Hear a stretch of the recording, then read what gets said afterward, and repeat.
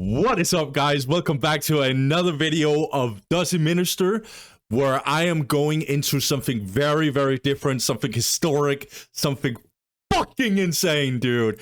We have a patch, a balance patch for Dawn of War.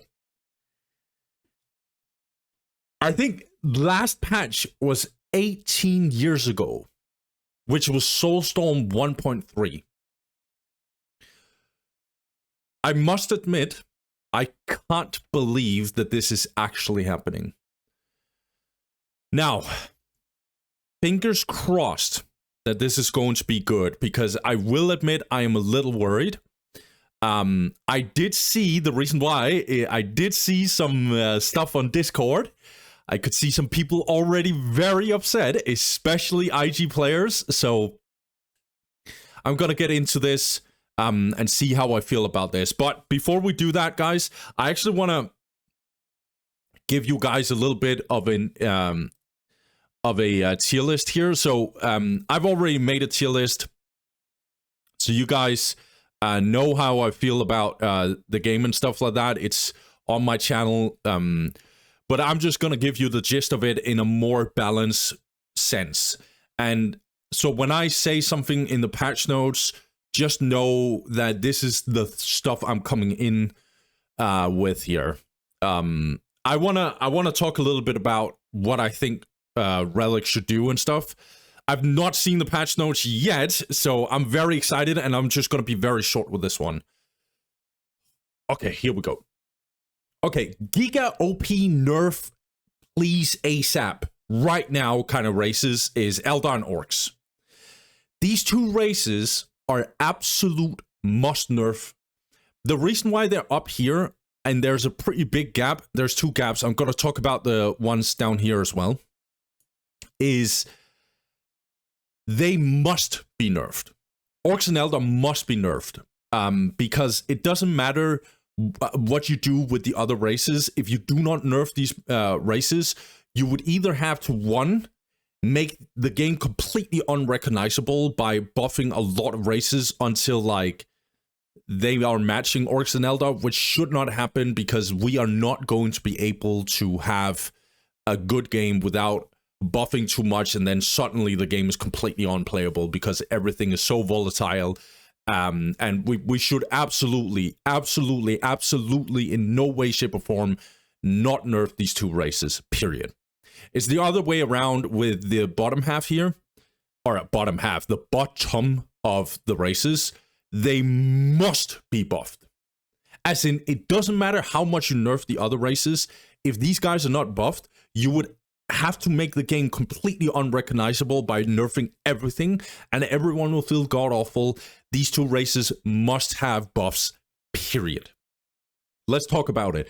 Eldar is actually, they actually have weaknesses. I don't want to get into it, but they do actually have weaknesses. It's just the problem with Eldar is they have like 6, 7, maybe 8 complete insane things about them that makes it so those weaknesses are just like very helpful in times of complete despair, because Eldar is just so broken. It is so insane.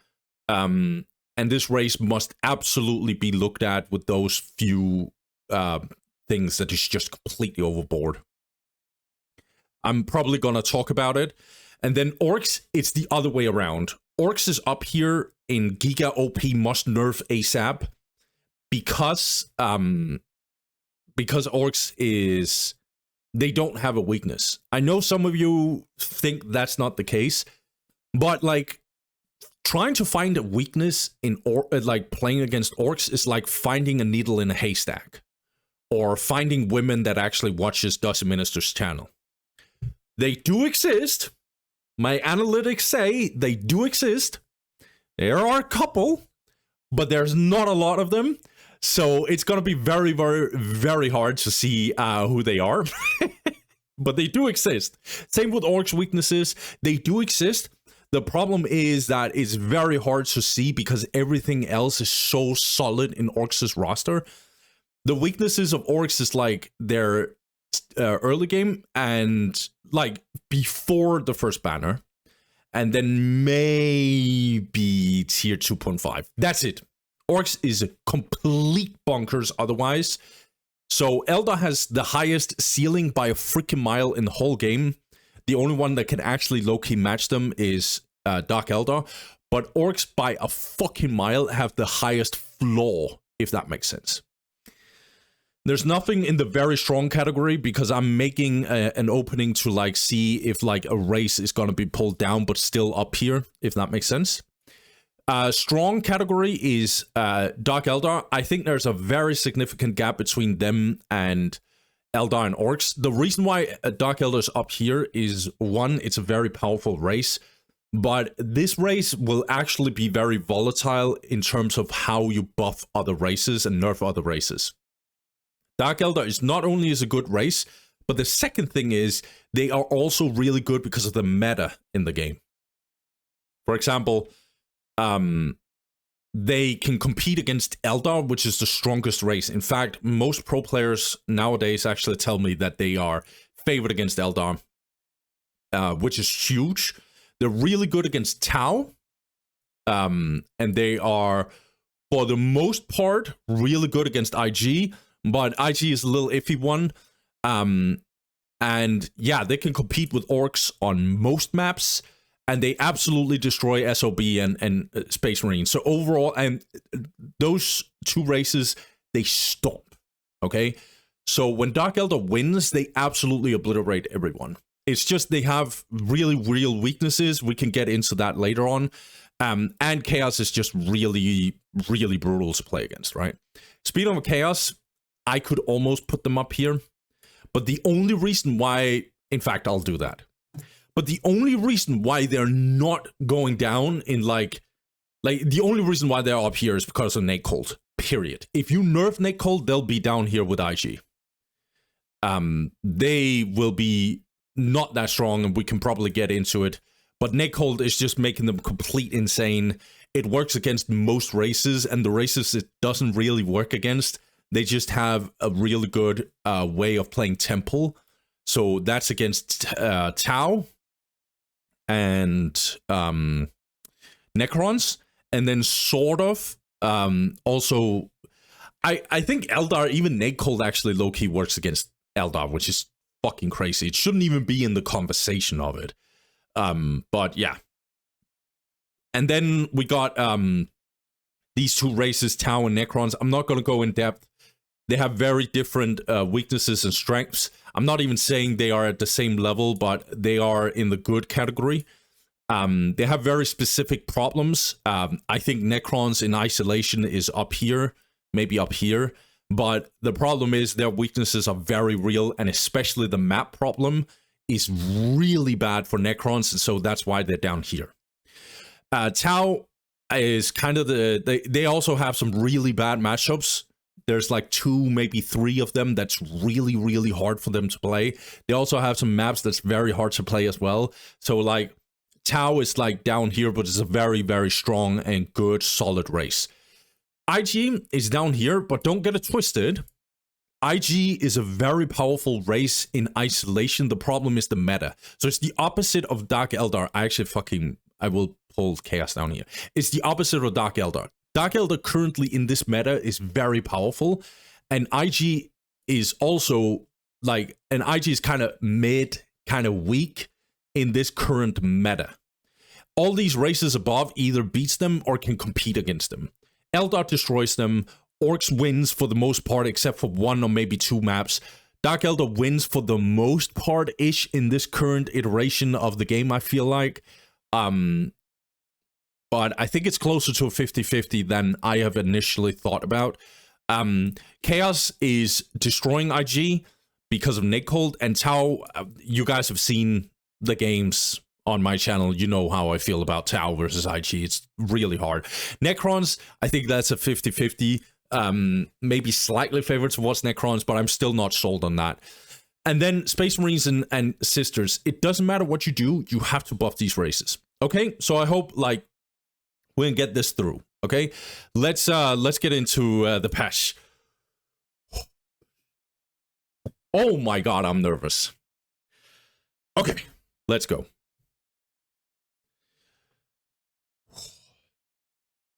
Oh my god, I'm getting goosebumps. Sorry, guys. Please be good, Relic. Okay, today's update is the first community-driven patch focused on multiplayer balance in Warhammer 40k.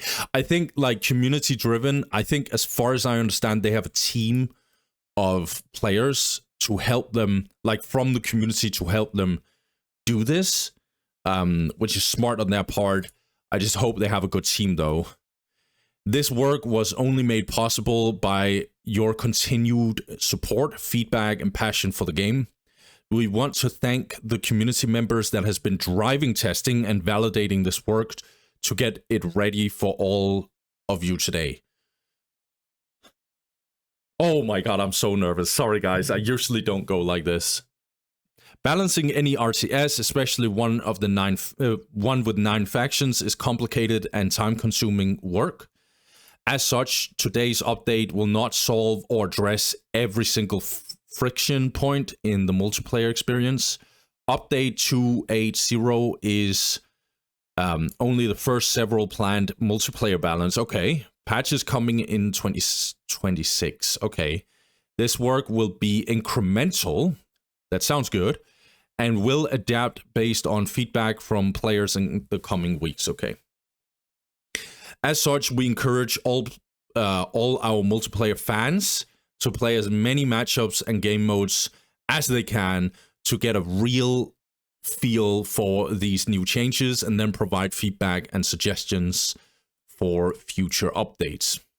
Additionally, with the release of this update, we will be enforcing escalating suspensions and bans for any players using mods or other software to remove the fog of war and or atmospheric fog in auto-match modes. Hold up, they're cooking with this one. So this is not camera mod. This is just the fog removal. This is perfect. This is absolutely perfect. I'm so happy they did it this way. Camera mod should not be banned, but zoom hacking, like getting up there, that absolutely must be nerfed. Nerfed. That should be removed. I don't mind like zoomed out camera, and especially not as a caster, by the way. I play with 65. I think the actual camera is 55. I feel like that's a little bit too zoomed in. But 65 is like good, I think. Because I think too zoomed out is just uncomfortable and doesn't feel like a good experience for me. But I just don't like being forced to be very zoomed in. But indirectly, removing fog removal and not making that possible will indirectly give like a ceiling, because the more you zoom out, the more ridiculous it's going to be and you can't even see anything. So for me, I think it's around 70 where it gets too much. So all the zoom hackers that some of you guys are pointing towards, it's not going to be possible anymore. So you guys should be happy. I feel like this is the best middle ground. This is what I have been proposing before. This or hardlining the camera. That's just a personal opinion.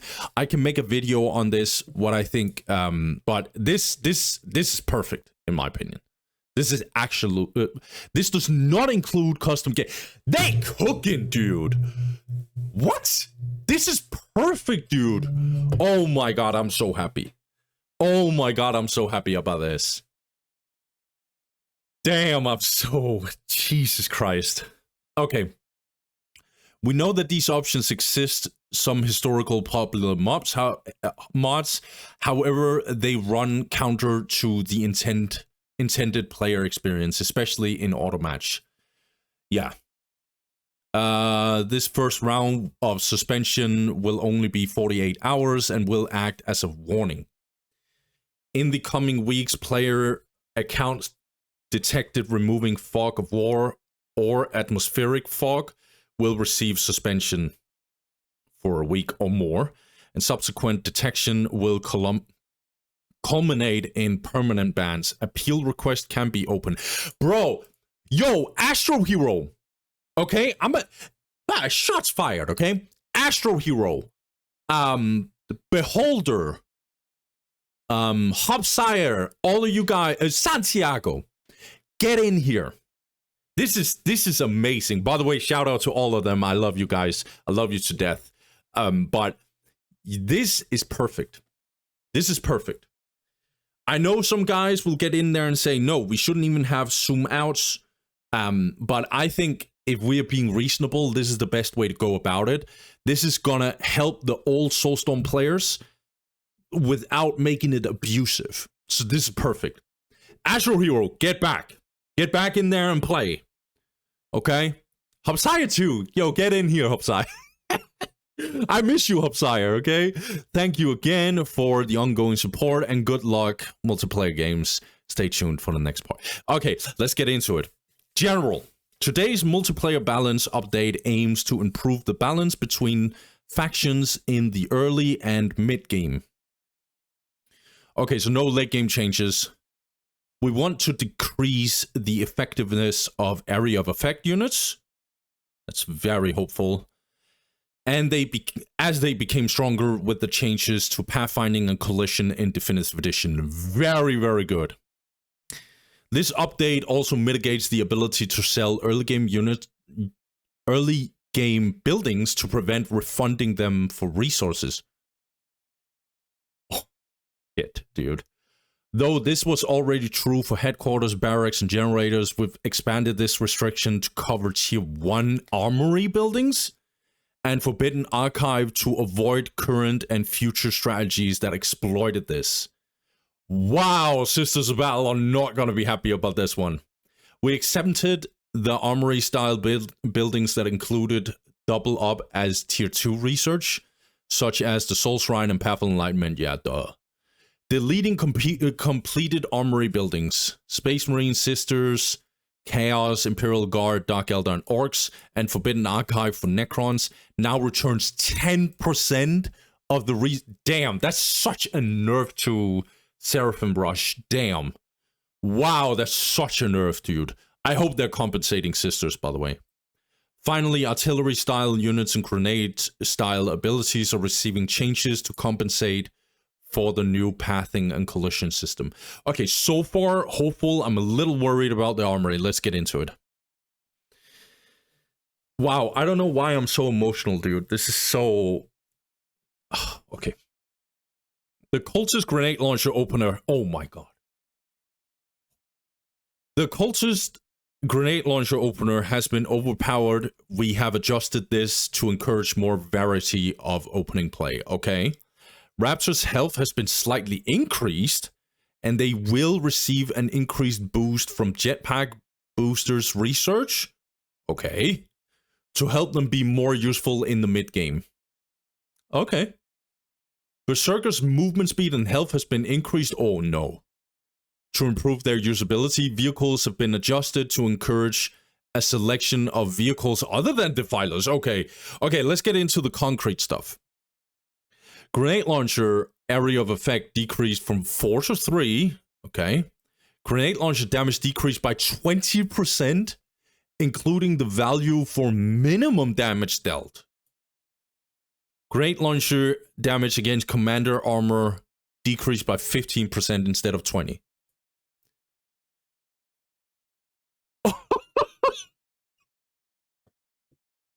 What? Wait, Relic just went in here, bro. They just... That Nate Cole shit? Yo, Dentist? Fuck you. Oh my god, they fucking murdered Nate Cole. 20% is crazy, bro. And the AoE reduced by 25%. That's fucking crazy. And only like 15% against Commander armor is good because Commanders just doesn't die. That being said, though, if you stack up like 3 or 4 cultists, most commanders will just die, so I love this. I like that they still lower the damage, because cultists... Here's the problem with Nate Cold. a lot of people refer to like it, because by the way, I think Nakehold will still be viable, but I need to see it in practice though. But Nakehold is not just OP because of the damage. It's OP because of they capture the whole map, and they have eco boom, and they have fast tech, and they can be on the offense and win the early game. That's fucking crazy, dude. There are like 5 matchups, maybe 6 matchups. No, at least 5, where it's so unbearable to play against Nakehold. And not only is it unbearable to play against Nakehold, it's actually also very unfun, if you ask me. These nerfs are fucking ginormous. These nerfs are disgusting. So, I love it though. This is perfect to me. Because Nakehold should not be able to be aggressive. It should not be able to just get in there and just murder your Kappa units. Like, no way. Like, Nakehold should not be able to win against, like noble infantry units just straight up. They can compete against them, but there's no way they're winning. And Nakehold is just way too cheap and shit. So I love this. I think this is amazing. I hope it's not too hard, but I don't think it is. But it's very real nerfs. Corn Berserkers. Speed increased from 20 to 24. Health increased from 610 to 6. Yo, Relic? You better have tested this because... Oh my god. So the thing about Corn Berserkers, it's literally just a melee bot. It's like you came to a plane or a plain ground, and you want to build a house, and all you came with is a hammer. And it's like, if you want to make this hammer do as much as possible to maybe try and build a house, you have to make it like so insane that it's gonna be like Thor's hammer. And then that hammer is just like so strong and so insane and so powerful, and it's going to be able to just remove worlds and just destroy everything, and you will still not be able to build a house. Like, you understand the analogy here. So Corn Berserkers is just fundamentally so badly made that if you increase their stats, which is the only thing you can do, unless you want to rework the unit, which I think is dangerous. So these stats increase, don't get it twisted. This is OP shit. Like 20 to 24, there are vehicles that doesn't even have this movement speed. Okay? Health increase by 60. That is insanely powerful. I don't know if this makes Corn Berserkers OP, but if it makes them OP, they absolutely have to revert this because... Well, or not reverted. I like the direction. I just think maybe they went too hard. I hope they've tested this. Okay. I like that. Corn Berserkers, by the way, is useless. They are actually useless. And some people will say, hey, the sorcerer can put chain. Bro, it's so cheesy. It's so cheesy. It's so, like, no. Just don't. Yeah, so... I like the direction, but I have a feeling they went too far. But Corn Berserkers are still very easy to counter and stuff. But there will be a threshold that if they get beyond that threshold, they'll tear anything apart, and it's going to be impossible to counter them. That's why Corn Berserkers are very dangerous to buff. Okay, Hell Talon. Autocannon and incendiary bomb damage to commander armor decreased by 20%. Yeah, the commander damage is very high. I like the idea of it, at least. Yeah, I fuck with this. I think Hell Talon might be a little bit overpowered, but I understand if you nerf Hell Talon, you'll get a problem. It's more the combination of Horus and Hell Talon with Defiler that's very hard to counter. Like, that combination is really brutal. Because Horus, they're not that strong in isolation, but if you have a lot of vehicles, they'll cover up for the worst part of your roster. Because you're probably going anti-vehicle, but then they get Horus, and your anti-vehicle most of the time might actually be vehicles themselves, but you cannot deal with the Horus. And so, like, you get my point, right? So that's why Horus are really good. I don't want to nerf Horus, but I think maybe the Hell Talon should get some nerfs. I like the direction, but yeah, we need to see the rest of the patch. Chaos Predator, heavy bolter range, wow, was it really that short? Okay, so 30 to 35. This is real good, because a lot of units in tier 2, they get extra range. For example, I do actually think Dark Reapers get 35, so this will be, in tier 2, this would be too short. Like, 30 would be too short, so 35, a massive buff, actually. I don't think it's unbearable, though. Chaos Predator is a little bit meh. 150 to 300, yeah, 330 is just way too... Yeah, Chaos Predator got some really good buffs, actually. Really good buffs, actually. Okay, Defiler. Oh, fingers crossed. Battle cannon damage to aircraft decreased by 30%. Damn, Relic is cooking, dude. Yeah, Defiler should not deal that much damage to aircraft. I think they should go harder than this, though. I don't know, 30% is a lot. 30% is a lot, actually. It's very high. The anti-aircraft for Defiler is very high for 0 reasons. They have Hell Talon. And Horus. Horus might be a little bit, but you know what I'm saying. So Defilers also having good aircraft unit? No way. There are certain matchups that cannot play against Chaos just because of this fact. I think they should probably go harder, but I think this is a very welcome addition. So Relic is cooking, and then Battle Cannon is also reduced 25 in AoE, just like the Cultist. This is amazing. So far, I like these changes. Chaos Space Marine Squad. Okay. Frag grenade damage decreased by 15. Yo, Relic, why?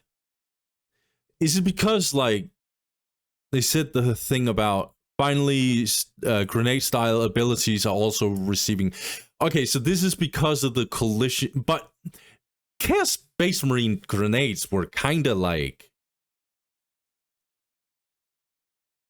Their grenades were kind of like doo-doo, right?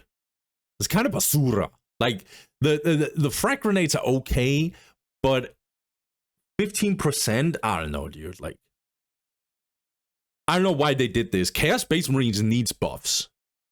I'm not saying they should get insane buffs, but they need buffs. They're too weak. If you... Yeah, I'm actually a little annoyed by this. Like, I think they should buff Chaos Marines. Because they just destroyed Nick Holt. And that means... Or I think they did. So Chaos Marines need... Like, there are certain matchups that's going to be really hard.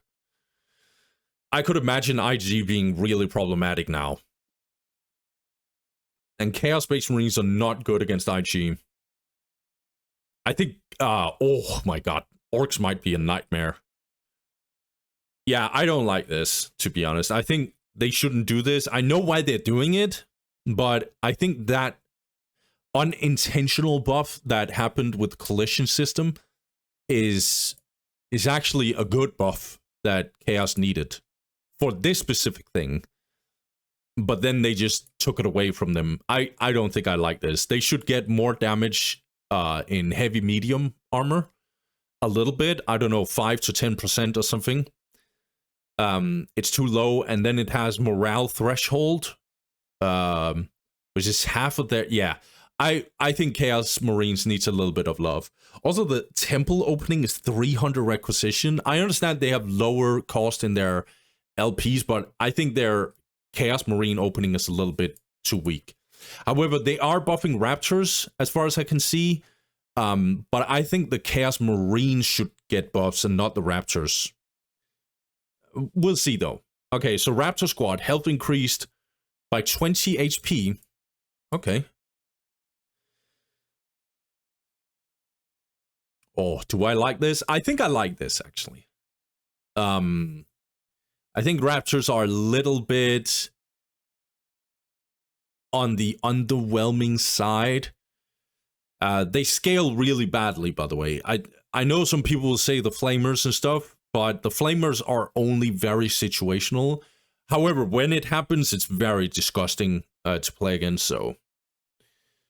Yeah, I at least in theory like this. And then Jetpack Booster Research now gives passive move speed 20% to Raptors and Raptors Inspiring Champions.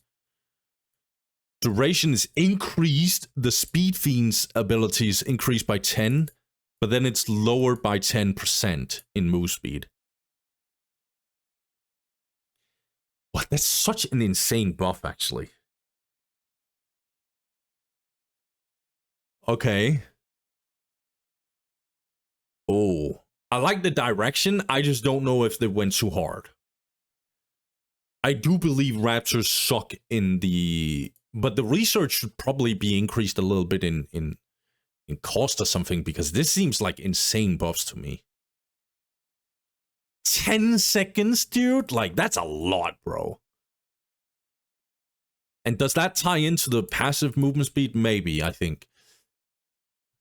Okay, overall, I'm not the biggest fan of the chaos changes. Like, this makes me worried. I don't know if they went hard enough here. This does not make sense. Like, well, okay, it makes sense. I just disagree. And this makes me worried. I think especially Tau will probably... Ooh. Oh, and Flamers. Oh my god. I don't hope this is going to be problematic.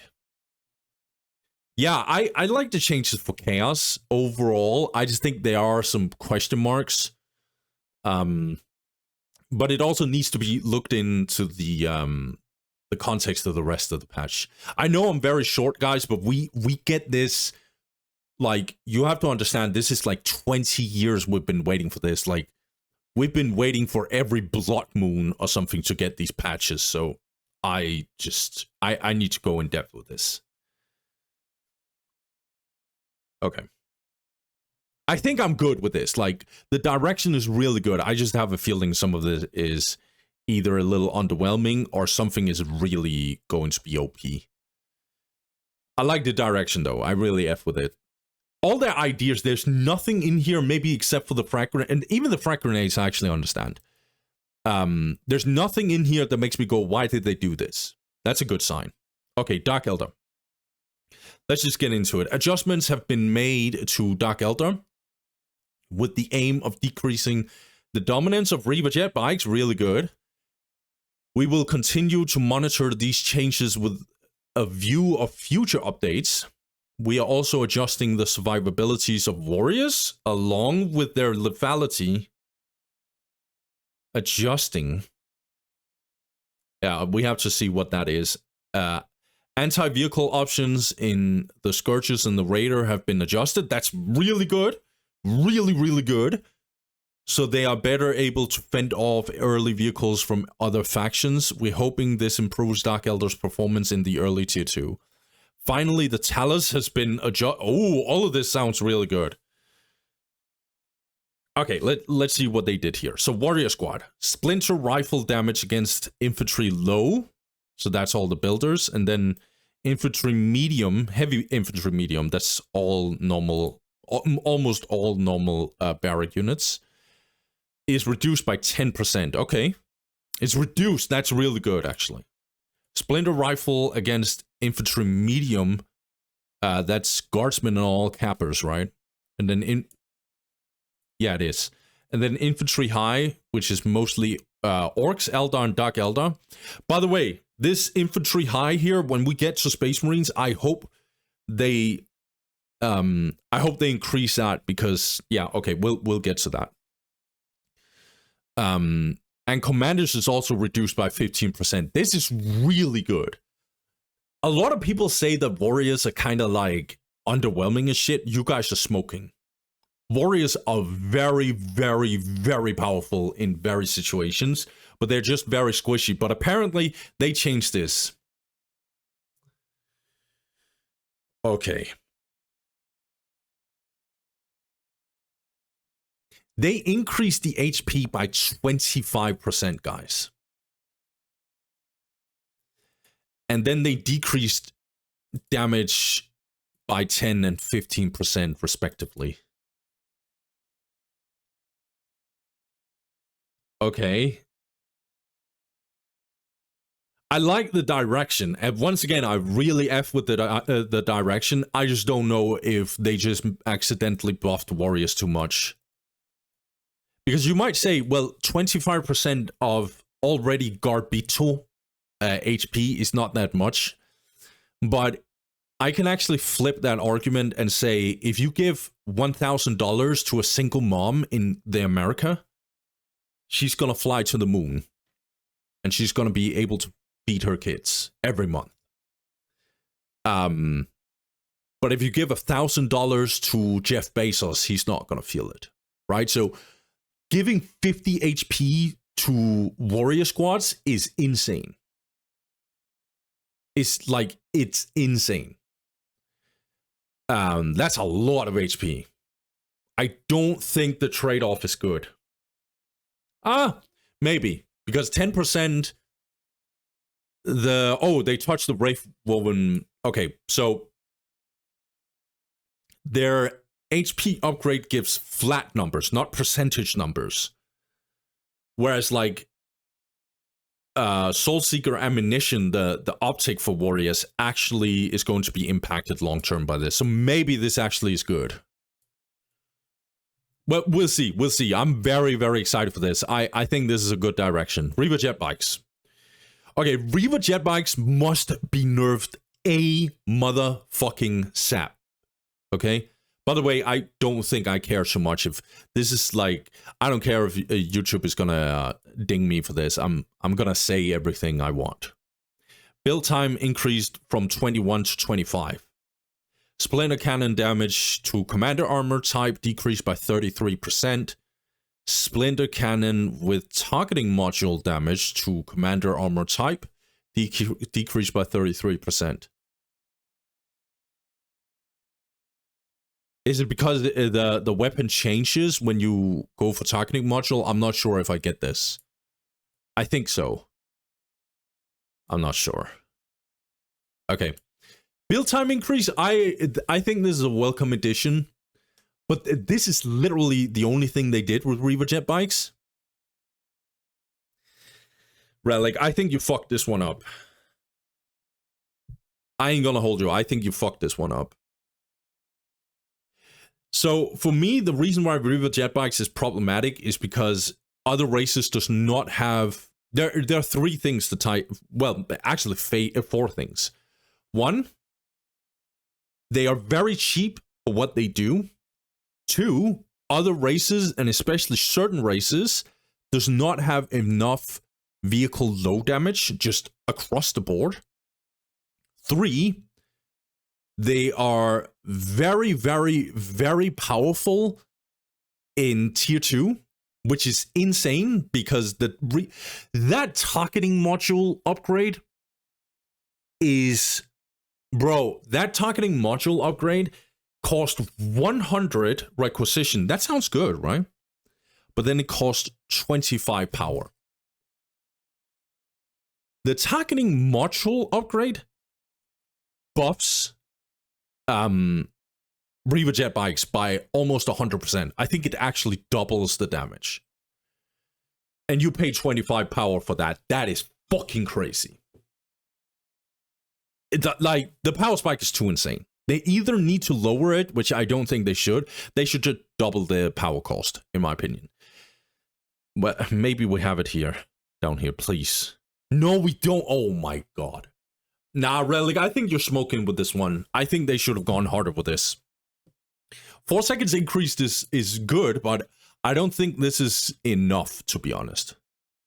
I don't think so. It depends on what they've done with other races, but yeah, we'll see. We'll see. Scourges, Dark Line setup time, 1.5 to 1 second. Okay. I like that. I think their setup time is a little too long. Scourges are a very strong unit, but I feel like they need to have a little bit more mobility and so this helps them if you want to micro very intensely. It's going to be good in the chaos matchup, I think. Yeah, I don't think this is a crazy buff, but it's a welcome addition. And then Wraithbone Woven Battlesuit. Scourges now gain 55 HP from this upgrade. And Scourge's Cyber Rights, I think they're called, gain 100 HP from this upgrade. Damn. Wow, this is a massive buff, actually. It's a justified one, but this is a big buff. Once again, I don't remember what Scourges have, but they're very squishy, so this is really good, I think. Wraithbone might actually be an upgrade you want to get now. I think so. No matter the build order, I love this. Okay, Raider. Raider is really, really not good. The only moment when Raider is good if you spam them. Okay, let's see. So health increased by 1400 to 1600. Damn, that's a buff. Dark Lances, damage increased by 15%. Alright. Cost increased by 25 power and 25 requisition as well. Okay, that's good. Build time is increased by 5 seconds.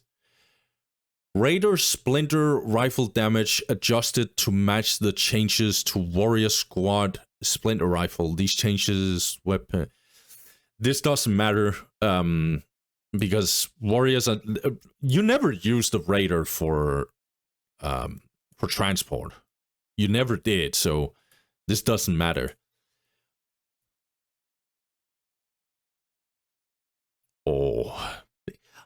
Oh, dude. I think they should have gone harder with the Splinter Rifle or the Darkland, sorry. Because it's like almost a pea shooter, but it's pretty good if you spam Raiders, I guess. So maybe they didn't want to go overboard with it. 200 HP is no joke, by the way. Oh, I'm excited. I love this direction. I really do. And I might actually think this is the best edition of Raider that we can get. Okay. The only thing that worries me is the spamming of the Raiders. But I think they compensated well with it. I think.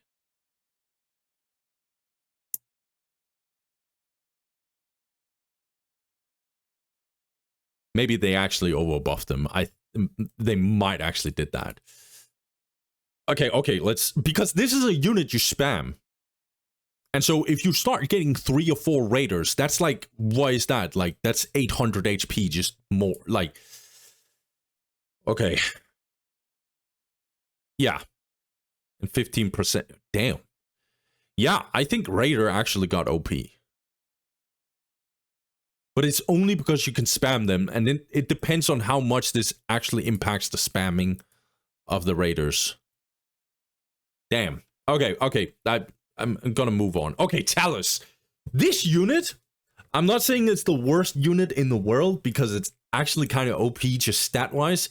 It's like a fat goldfish that just floats and really just is really hard to control and stuff. So Talus absolutely needs buffs in that direction. It looks like they're doing that. Deacceleration time decreased from 1 second to 0.2, and acceleration time decreased from 2 to 1.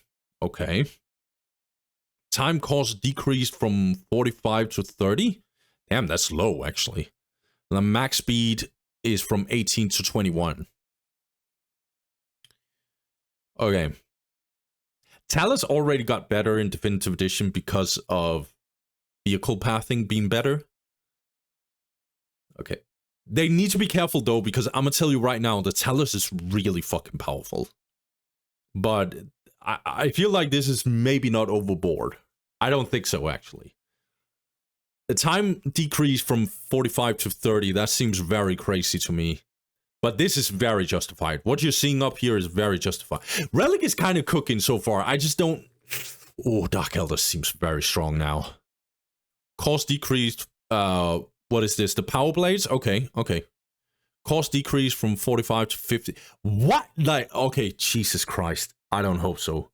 Agonize is called. Why are we buffing this? These power blades is so OP. Why are we buffing this? Power Claw and... Oh, okay. Dusty, read the whole thing. Power Claw and Agonizer's damage reduced by 20%. Okay.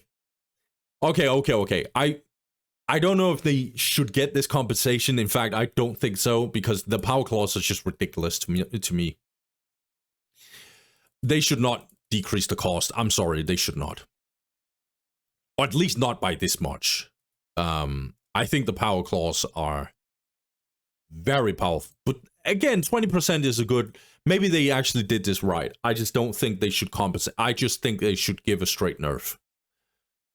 Or a straight nerf with some compensation, but not this much. I don't think so. And then damage War Gear, Power Blades, and War Gear Agonizer decreased by 20% for Witch's Succubus. Warrior Saberade, Power Blades. Yeah, they're just doing this. Scourges as well. They're just doing this to be consistent, because it almost doesn't matter with Scourges and Fire... Or, not Fire Warriors. Dark Eldar Warriors. I feel like the Succubus, though, got kind of away with murder. I feel like the Splinter Cannon for the Succubus on Witches is a little bit over the top, but then again, I understand why they don't want to nerf that, because there are certain matchups, the Dark Eldar one, where you want the Succubus to have good AV. Yeah.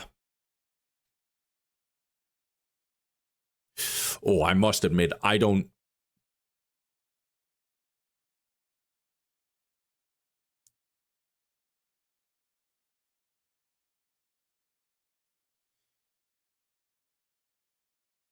I'm trying to figure out how I feel about this, because there's something in me that really doesn't like these changes. I'm actually... Because I like the direction, I just don't know if the execution is good. No. I know why I don't like this. Okay, so I think if you just look through this, everything they just did was buff all the weaknesses of Dark Eldar, but then they forgot to nerf all the things that makes them super OP, except for some few places. But everything they nerfed, they gave compensations. And then they did things that just overtly buffed them. Like, I think the Raider might actually be OP. I'm not going to hold you. I might be an idiot for saying that. I think so. The Scourges got straight up buffs. Just straight up. And Reaver Jetbike got away with murder. Yeah, I don't like these changes, actually. Wow, I just flipped 180 here. But this is actually how I feel about it. Damn. And Dark Eldar's already strong, bro. I am so worried about this. Because they're gonna nerf Eldar and Orks, I guarantee you. Yeah, I don't feel comfortable with all these changes. I really don't. Okay. I'm gonna take a little bit of a break, guys. And then I'm gonna come back. I can feel this video is gonna be like 6 hours long, but whatever. Oh, Eldar, I'm not gonna wait for that. A little bit of a break. I'll be back. Okay, where was I? Okay, Eldar, please go in, Relic. Please don't mess this one up. We've made adjustments to many of Eldar's spells. Bonesinger Rave Tomb should now be less oppressive. In shutting down buildings, the Farseer is less of a menace against factions like Imperial Guard. The Harlequin is less effective and wiping out armies by herself. Okay. Banshees are getting some slight buffs. Okay, to accessibility to make them more viable as a secondary unit. Okay. We have also made some minor adjustments to Rangers, Dark Reapers, and Guardians to improve specific matchups. Okay, this is very hopeful. The Dark Elder was also very hopeful, but then I saw in practice, and I was like, so please, Relic, don't fuck this up. Alright, Bonesinger. Cost increase by 10. I understand, like, openings for Eldar and stuff, I think, but I don't care. I think they should go harder than this. Yeah, okay. Rave Tomb duration decreased from 30 to 20? Okay. Rave Tomb duration after death of Bone Singer decreased from 8 to 5. They should be lower. I don't think they went hard enough. The problem with Rave Tomb is that it's probably the most toxic BS ability in the whole game, but if you remove, like, I know some Necron players, they'll be out here being like, this should be removed from the game, but it's like, if you don't have Rave Tomb against Necrons, you might get surprised when I say this. Eldar will most likely lose against Necrons. If you cannot stop the monolith from producing units, I'm gonna tell you right now, Necrons will win. Most of the time. Not every time, but most of the time. And you might say that's good, but I think someone like Bloody Monster in tournaments, for example, will absolutely slaughter every single Eldar unit, Eldar player, no questions asked. You might say, that's Bloody Monster, I don't care. It's not, like, you cannot go too hard on the Rave Tomb. Like, in the duration of this, I think this might actually be good enough. It's just, Rave Tomb duration after death of the Bone Singer should be way lower, I think. I don't know, way lower, but significantly lower than this. 3 or 2 seconds, I think. Bone Singer should probably be 60, 65 cost. And I know some Eldar players will hate this, but they should increase double the build time. I think it's 4 seconds or something. You should not be able to just spam Bone Singers. You should not. It should not be a thing. It's the strongest. It's the stronger builder unit in the whole freaking game. Yes, I think it's stronger than Tech Priest. Significantly, actually. So I think this is not good enough. The build time is too short. The cost is okay. I like the direction, at least. I think I can live with that. It's just the build time that is too fast. And I know some people will mention the Aspect Portal Plasma Gen build time to match each other to get a fluent opening for Farseer. But there you go. Just increase the build time of Aspect Portal or something to match it. I'm actually real about that. I don't give a damn. I think Eldar's early game is just way too powerful. Bone Singer should absolutely be increased in build time, I think. This is what I think. Obviously, everything I say, guys, is my opinion, right?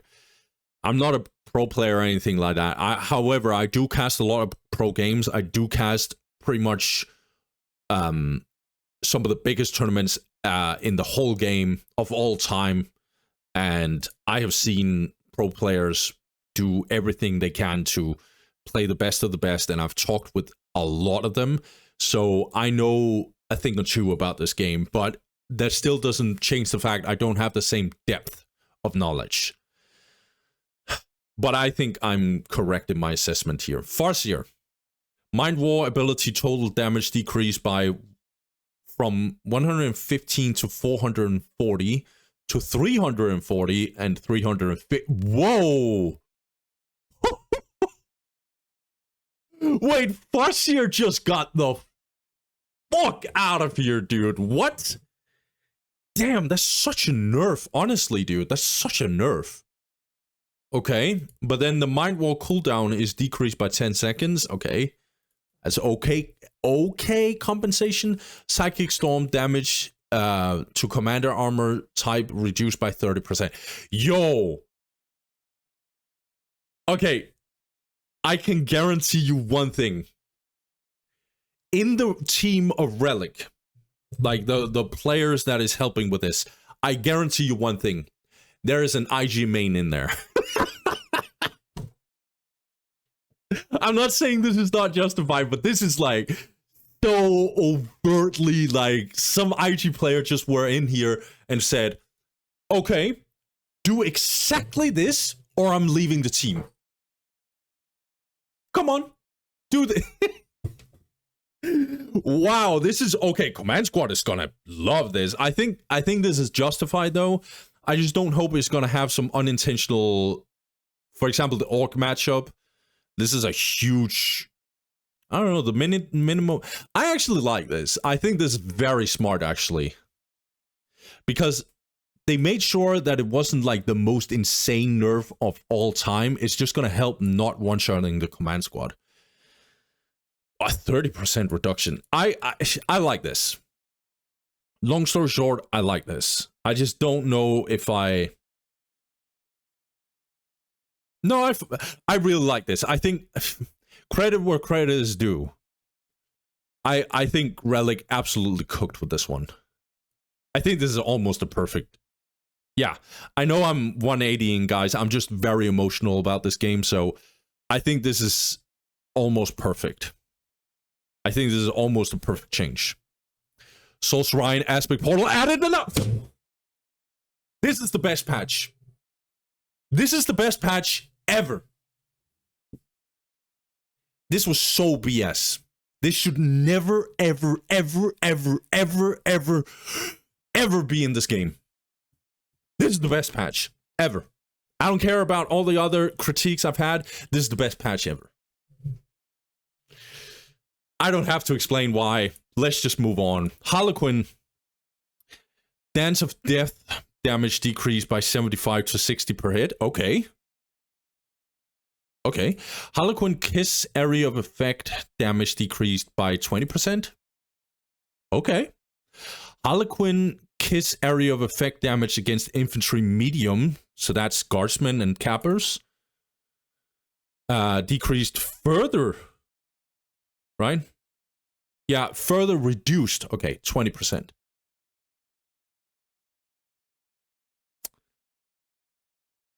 Damn.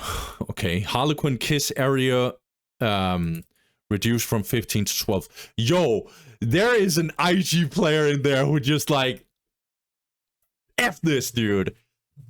Wow, damn, IG got some insane buffs here. What? Damn. I think this is justified. I will just put that out, but don't get it twisted. This is huge IG buffs. Ranger Squad, okay.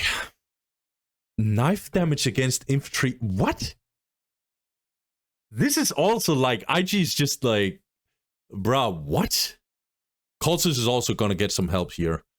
And Guardians as well. This might actually change some mirror stuff happening in... Okay. I don't know, like 4... And now that I'm actually looking at it, 4.8 is actually kind of high. But this is not the reason why Rangers are problematic. Rangers are problematic because they just get in there, find your Kappa units, and they just die. Rangers only work in like 2, maybe 3 matchups, actually. I don't know, Sisters is a little... Because you can actually detect them, but that doesn't, like, they're still very strong against Sisters, though. But the most overt problematic one is actually the Space Marines. So I'm actually a little sad that it didn't go harder on the Rangers. Okay, but I can actually see Ranger Infiltration 25 to 40. Okay, that's a real nerf, actually. 25 to 40. I like this, actually.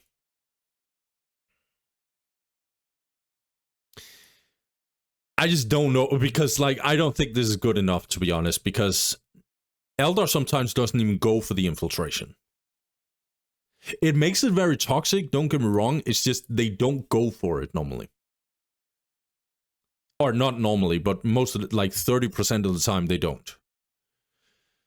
And on maps like Meeting of Minds, for example, this is not going to be good enough, because they are already taking some, like the distance between the bases are already so big that, so this is not gonna make the biggest change.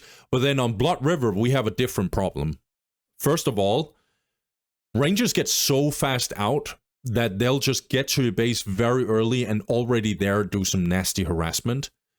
They get too fast out. I don't know what it is. I think it's like 35 seconds or something. I don't like that. I think they should have gone for the Ranger build time a little bit, or maybe like mix it. So this would be like a 35, maybe 30, and then increase the Ranger build time by like 5 to 10. Because the other problem is, like, on maps like Blood River, if you're Space Marines, for example, Space Marines are the one who's getting the most problems against Rangers. If you're Space Marines, normally on flat maps, you can't go Assault Marines. And so you want to go on the offense. And Rangers will just, like, get too fast out of their aspect portal, and then they'll just murder your scouts. And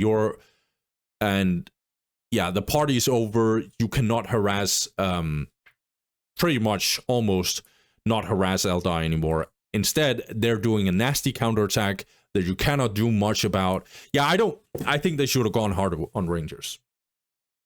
They could decrease. Rangers are so badly designed that unless they rework the unit altogether, I don't think there's much they can do other than just either reducing the damage or increasing the build time of the Rangers, not the infiltration, because the infiltration is like a luxury for Eldar, but it's not the main reason why Rangers are problematic. But I like the direction, don't get me wrong. Okay, Dark Reapers. Reaper launcher damage against vehicle medium. And aircraft. Okay, 20%. This is good. Dark Reapers should not do more damage than this. And honestly, some of you are probably really annoyed by this, but I actually like they don't nerf Dark Reapers more. Because if you nerf Dark Reapers too much, it's gonna be like, it's gonna be too bad. Because Eldar needs Dark Reapers. You might say, yeah, but Dark Reapers are so OP, bruh. Like, Eldar is strong for other reasons than the Dark Reapers. I understand the Dark Reapers are overtuned, but if you nerf Dark Reapers, you nerf the core early game of Eldar, and they're gonna have very real problems. I think you could do it a little bit. My problem with Dark Reapers is they're very hard to kill against a very good micro player Eldar. And so you don't lose many Dark Reapers. Sometimes you don't lose any. And then you get the tier 2 optics. And that's my problem with Dark Reapers. The tier 2 optics is fucking insane. It's really stupid. Dark Reapers deal so much damage for no reason. The range increase is whatever. Well, it's not whatever, but the range increase is not my problem. The damage, though, is insane. I think it's 50% or something for Dark Reapers in tier 2. Tier 3, it's okay because Dark Reapers are getting kind of outscaled at that point by other Eldar units. So in my opinion, that's not a problem. But tier 2, the power spike is way too insane. So yeah, that's my problem with Dark Reapers, not the very early game. I think the early game should be good. However, 20% vehicle, medium, and aircraft is really good that they nerfed this. So this is good. I like this. Dark Reaper Exarach. Reinforced time increased by 5 seconds. Okay. 15 seconds is on the low end anyway for such a strong leader. So that's fine. I think their approach to Dark Reapers, they cooking. But there's no tier 2 nerf, which is like, oh my god, Relic, you fucked this one up. I ain't gonna hold you. Okay. Guardian Squad. Shuriken catapult?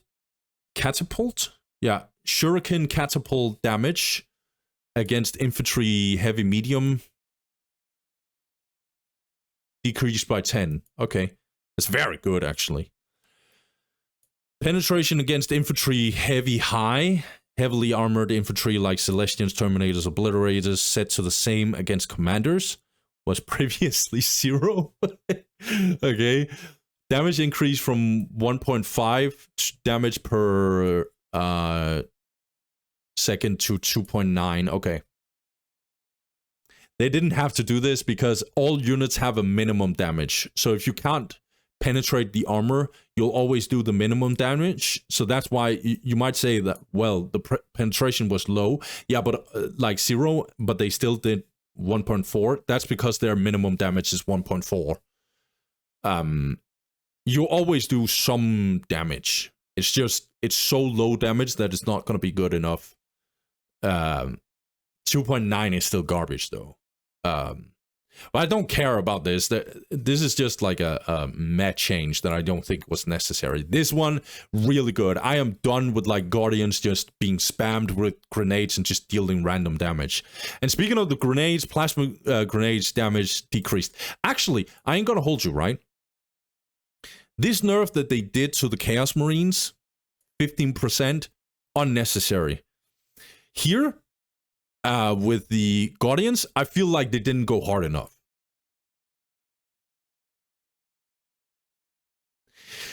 The plasma grenades are actually low-key OP for Guardian squads.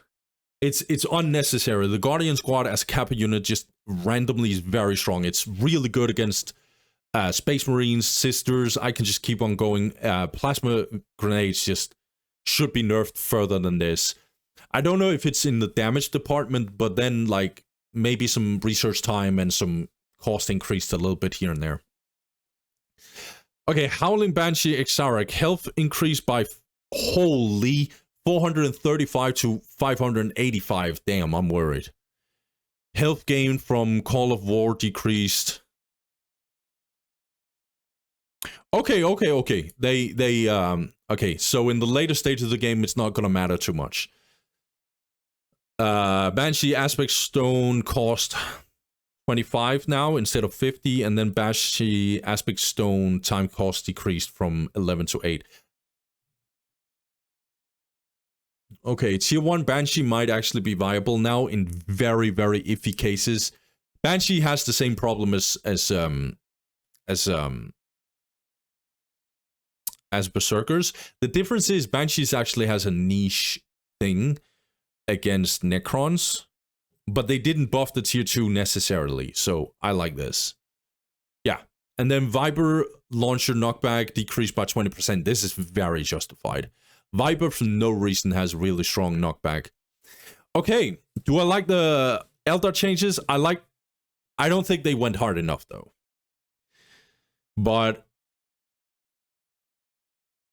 yeah, this alone, where is it? This alone, best patch ever. Okay? I don't care. They can F everything up.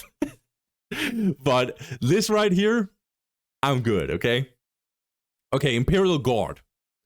For Imperial Guard, we wanted to decrease the effectiveness of guardsmen after getting all their damage buff in tier 2. Damn, I'm very happy about that. Both in general, but also specifically for the grenade launchers. Damn, I'm very happy about that. We're improving the accessibility of Psyker. HQ. Yeah, okay. In tier 2 to allow more detection units while also lowering the effectiveness of Curse on Machine Spirit, which currently counters early vehicles too hard. Yes. We've also improved the usability of Heavy Weapons Team by lowering the time it takes entrench uproot as of increasing the speed which they rotate. Okay, they're cooking. Damn, Relic is their analytics, like the way they, like their, how do I say this? Their problem, like they understand exactly what to go for. That's what I will give credit for. I just don't like the execution sometimes, but I think this is really good. Okay, Telepathica Temple. Telepathica, that's the Psycho one, I think. Yeah, it is the Psyker, I'm pretty sure. So now requires battle command instead of tactical command. Okay. Research time decreased from 20 to 10. Okay. Tactical command. Battle command instead of tactical command or tactical control.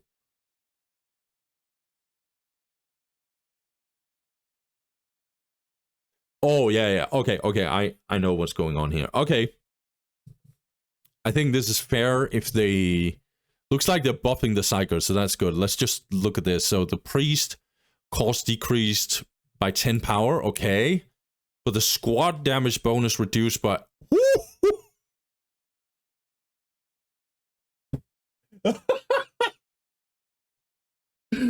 Yo, Relic is cooking, dude. Oh my god, there's gonna be some IG play. No, I know why IG players are complaining now. This is... This is justified though. Anyone who thinks this is okay, 50%, anyone who thinks this is okay, you're smoking, dude. You're trolling.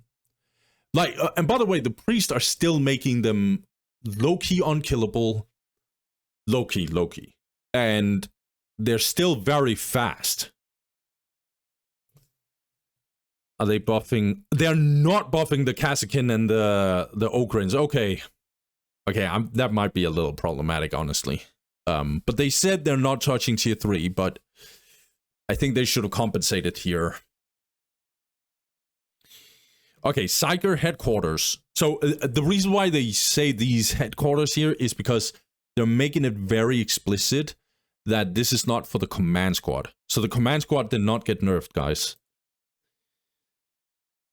So far at least. Okay, Psyker headquarters cost decreased from 100 to 150 to 90-35. Damn, that's a buff, dude. And then increased health by... I'm so bad with math today. That's 100? No, I'm smoking something. 50. No. I'm trolling. Sorry, guys. Health increased. Okay. Damn, Psychers from the... Well, to be honest, they're kind of useless, but they do have a niche, though. That's not true. They do have a niche, which is in tier 4 when they just stun relic tier 4 units. I don't know if I completely like this change. It depends on the Curse of the Machine Spirit thing here. Let's see. Cooldown increased by 10. That's good. Duration decreased from 15 to 12. Curse of the Machine Spirit range decreased from 40 to 35. This might actually be very impactful because, yeah. And Curse of the Machine Spirit, this might actually include the... I'm pretty sure this includes the command squad, though. That's good. Getting in 35 range will make it a little bit more risky, so I like that. I think they should have gone harder for that. By the way, guys, 15 seconds is insane. That shit should not be a thing. So I think this is really freaking good. 45 to 55. Yeah, I think they should have gone a little harder, like 15 to 10. But again, guys, I think this is really good. I think they're cooking so far with IG. I think they're going a little hard, but so far I like it. Okay, Guardsman Squad, let's see. Grenade launcher knockback force decreased from 25 to 40 to 20 to 30. Okay. Damn, that's good. Grenade launcher damage against buildings are decreased by 10. They didn't go hard enough here. Plasma gun damage against buildings and vehicles decreased from... Okay, that's good. They didn't go hard enough with the grenade launchers, though.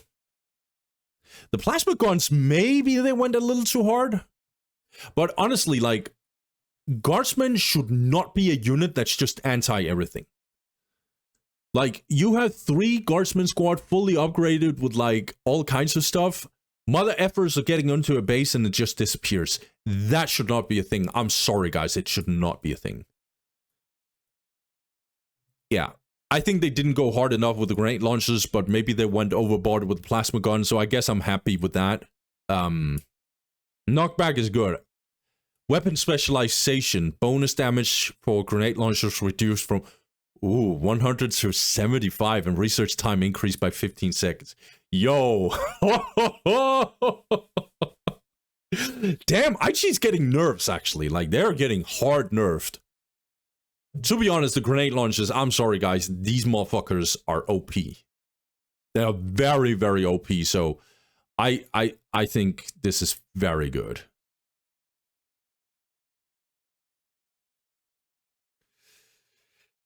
Commissar executability max bonus damage to last guns decreased from 100 to 80. I don't know if this was necessary, though. Don't get it wrong, it's a very good, but I don't think this is the reason why. I literally think it's just grenade launches. I think this is good. Like, I think they should have this kind of, like, damage increase here. I ain't gonna hold you, though. 100% is a lot.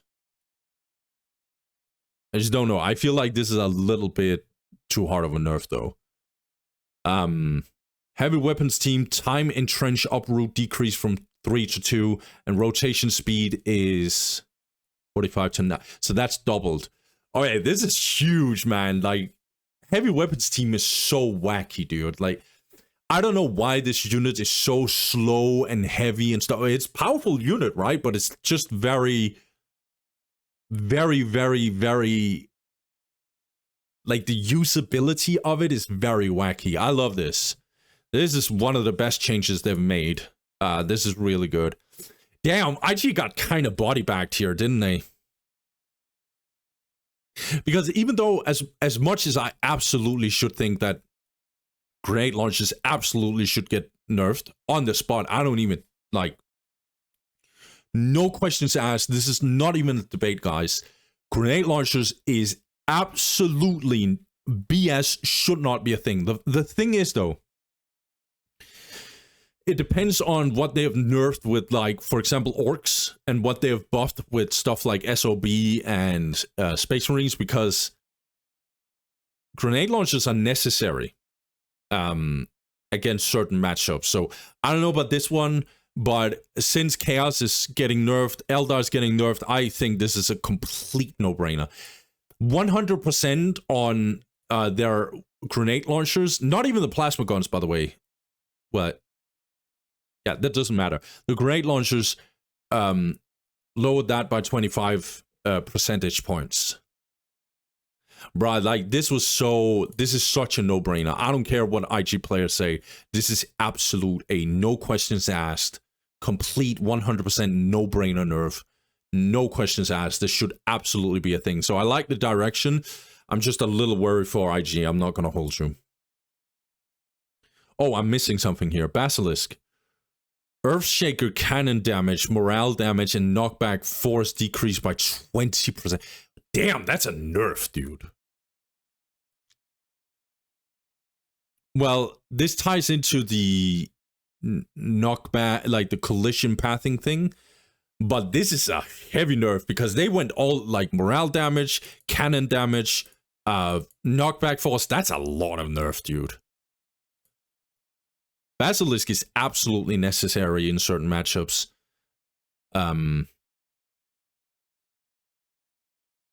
Yeah, we need to see others. So Necrons. Okay, Necrons is very damn.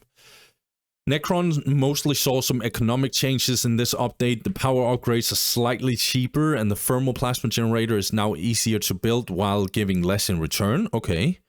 This allows players to build it with less risk while also reducing the impact it has on the game.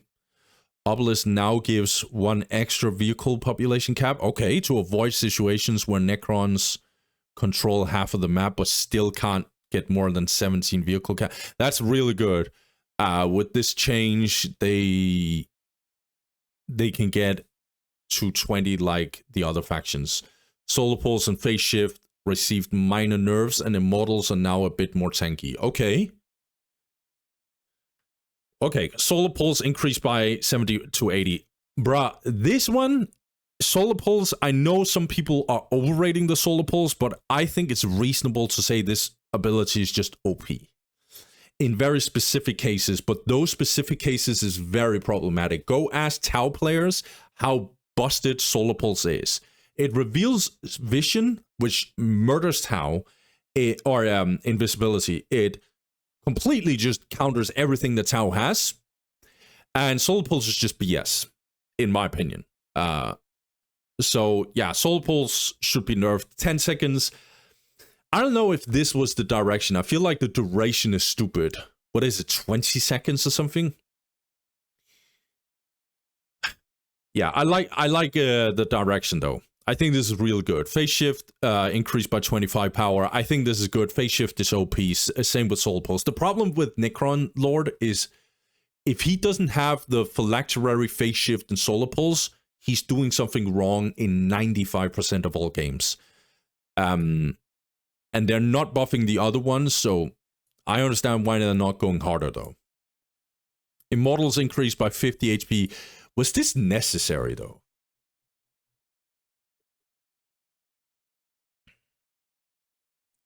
Yeah, Necron's AV is a little bit questionable, but Immortals are very powerful. But yeah, sure, if they get tied up or like, yeah, 400... Yeah, I can see this. I can see this. That's okay. Strength and power grid only lowered by 50. Plasma battery storage decreased. Yeah, so this is the globals. Yeah. And plasma battery storage cost 550. They could go even harder with this one. I know, like, the plasma battery like the tier tier 2.5. I don't remember if it's whatever. I think they're globals. You can help them. You can help them because at some point on very big maps, there's a limitation to how much Necrons can help their eco. And them nerfing the thermoplasma generator power increase, or at least that's what they said. Yeah, 30 to 20. They cut it a lot, actually. Cost decreased a little bit. Power gift completion decreased. Okay, construction time. Health 200. I like this, actually.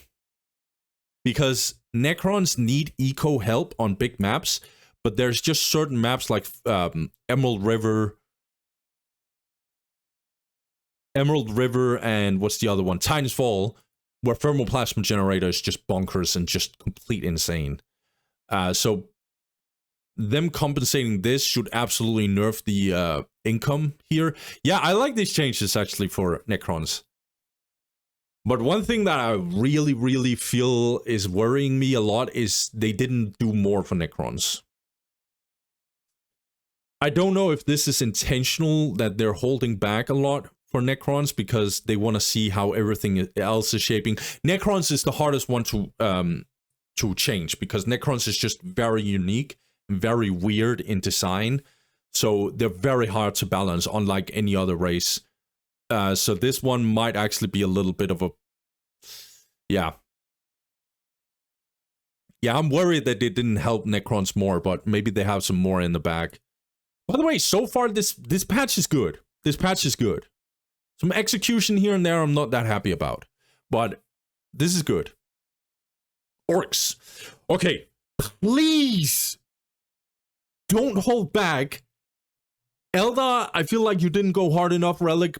Please don't just let Orks get away with murder, okay? Orks have been adjusted with the intent of delaying and reducing the impact of their attack timings. We're increasing the cost and reducing the effectiveness of certain upgrades. Damn! And abilities while also nerfing knob leaders. Okay, Mega Armor knobs are receiving some buffs to make them more valuable. Bruh. Please increase power cost. Please increase power cost. Please increase power cost. Come on. Blastia research. Cost increased by 125 to 150! Yes! Oh my god. This is not enough, but yeah. Shooter Boy, well, maybe in isolation with Blastia. Oh, I can see they did the same with Every Boy Armor. Okay, Shooter Boy Squad. Big shooter damage bonus decrease from 50 to 40. Okay. I think this is kind of fair because it's like a tier 2 upgrade, but you don't go tier 2. See what I'm saying? Like, this is really OP, so I like this. Every Boy Armor research cost increase from 75 to... No, 75 to 25 to 75 to 50. This is... Oh my god, this is huge. Slugger health gain from 33 to 25. Stormboy's health gain 33. Yo! Relic.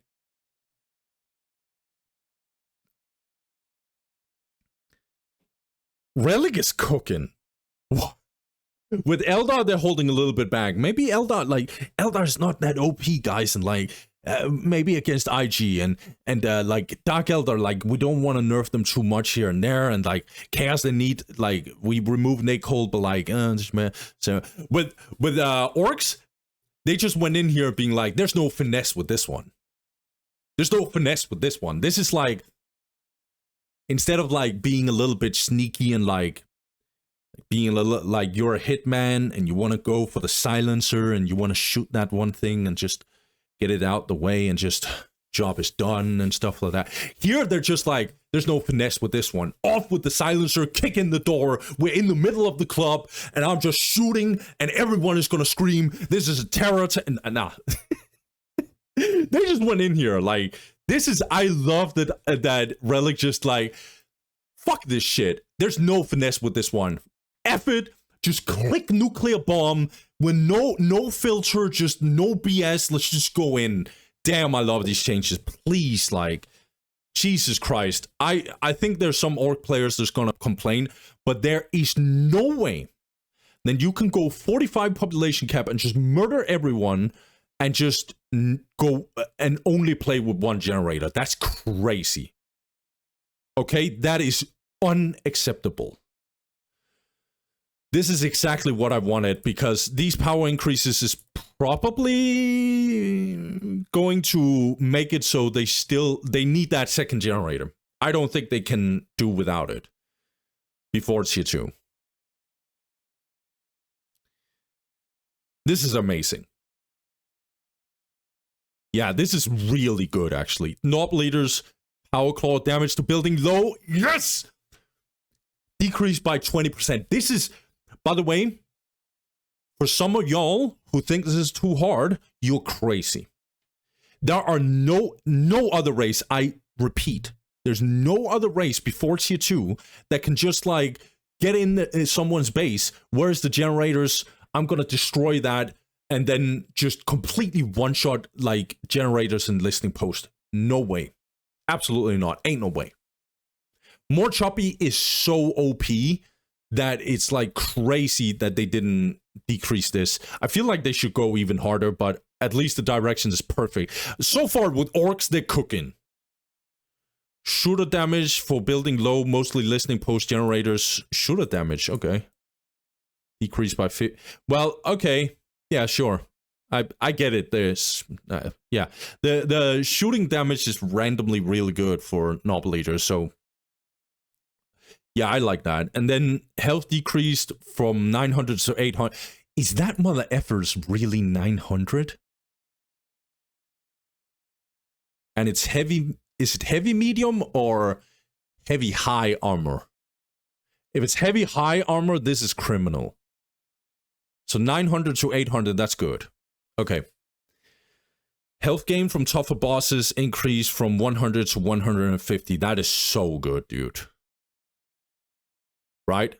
Because they did it here as well. So this is real good. They just decreased the health a lot, and now they have to get help in tier 2. This is good.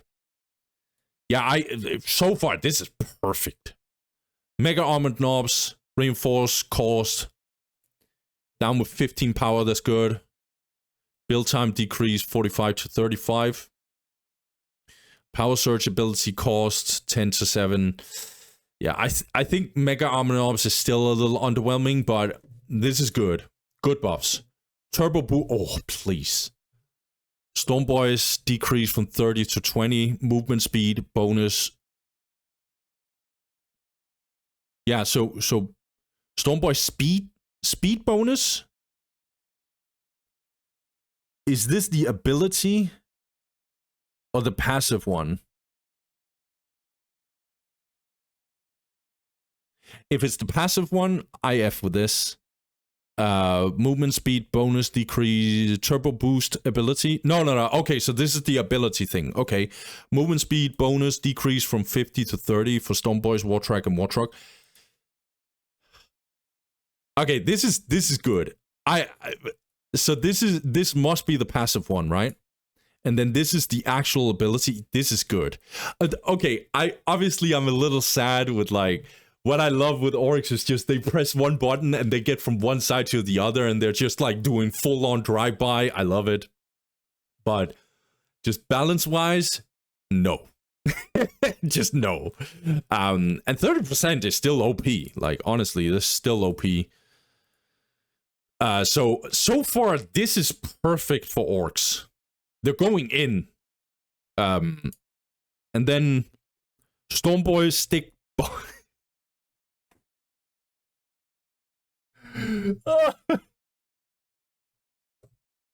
Relic, like you don't have like I love the consistency, but I've never been like, damn, that sticky bomb, like, or stick bombs are. Damn, that damage, bro. That damage. I've never been like that. I understand the consistency. I just think it's a little, like, off the mark here. Like, yeah. But at least, like, they're consistent. But 15% of already garbito damage is, like, not that much. Like, yeah, I don't know. Wartrack, bomb chucker damage, morale damage, and knockback for... Jesus Christ. Christ, dude, this is so good. They should go harder though with the I think the slow, is that called offset or something? That should be lower as well. Bomb Chucker is so disgusting, dude. Okay. Man, they went in with Orks. These nerfs are very real though. I still think Orks is gonna be OP. Well, they're still gonna be strong, but not OP anymore. They're still very strong though, I think. I think they need more nerfs, but I think there's some few compensations now because they're so nerfed in certain departments that their actual weaknesses will start to show a little bit. Now maybe the early game is a little bit of a problem because the power spike that they're getting is a little harder to get. In fact, maybe a lot harder to get, so the early game might be a little bit more problematic. And maybe their transition into tier 2.5 is going to show a little bit more now because it's like, yeah, I think this is real good. The only thing I will say though is they didn't nerf tank busters. And you might be like, why shouldn't nerf the... No, trust me, tank busters are OP.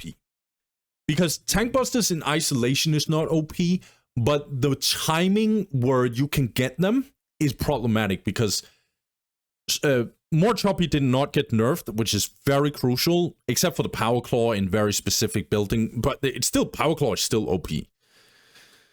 And blastier is only like, it's still 40%, and it's big shooters and normal shooters. Heavy bar armor is still, so the shooter boys did not get nerfed. I think that's good. Yeah, Orks is still going to be very strong, but they got very justified nerfs. They got very justified nerfs. I don't think they went hard enough, but we're close to Orks being fair. It's just the tank busters. The problem is Orks murders you in tier 1.5. I think there's very few races that can actually keep up with it. And if someone starts fighting back and get vehicles, which is the classic response to their infantry mass, Orks will just be like, okay, let me get some tank busters.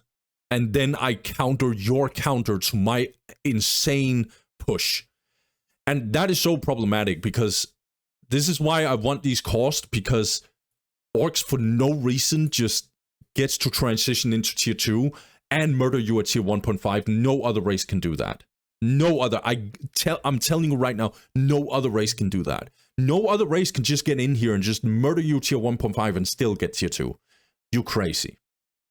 And that's because their power cost is so low. But I still don't think this is enough because tank busters will just get in tier 2. So when you're trying to fight them off with like a Filer or like a Hellfire Dreadnought,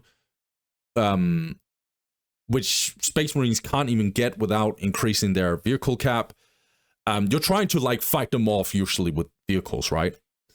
And then tank busters just get in here and now you have to like do something about it with like getting some anti-damage towards them as well.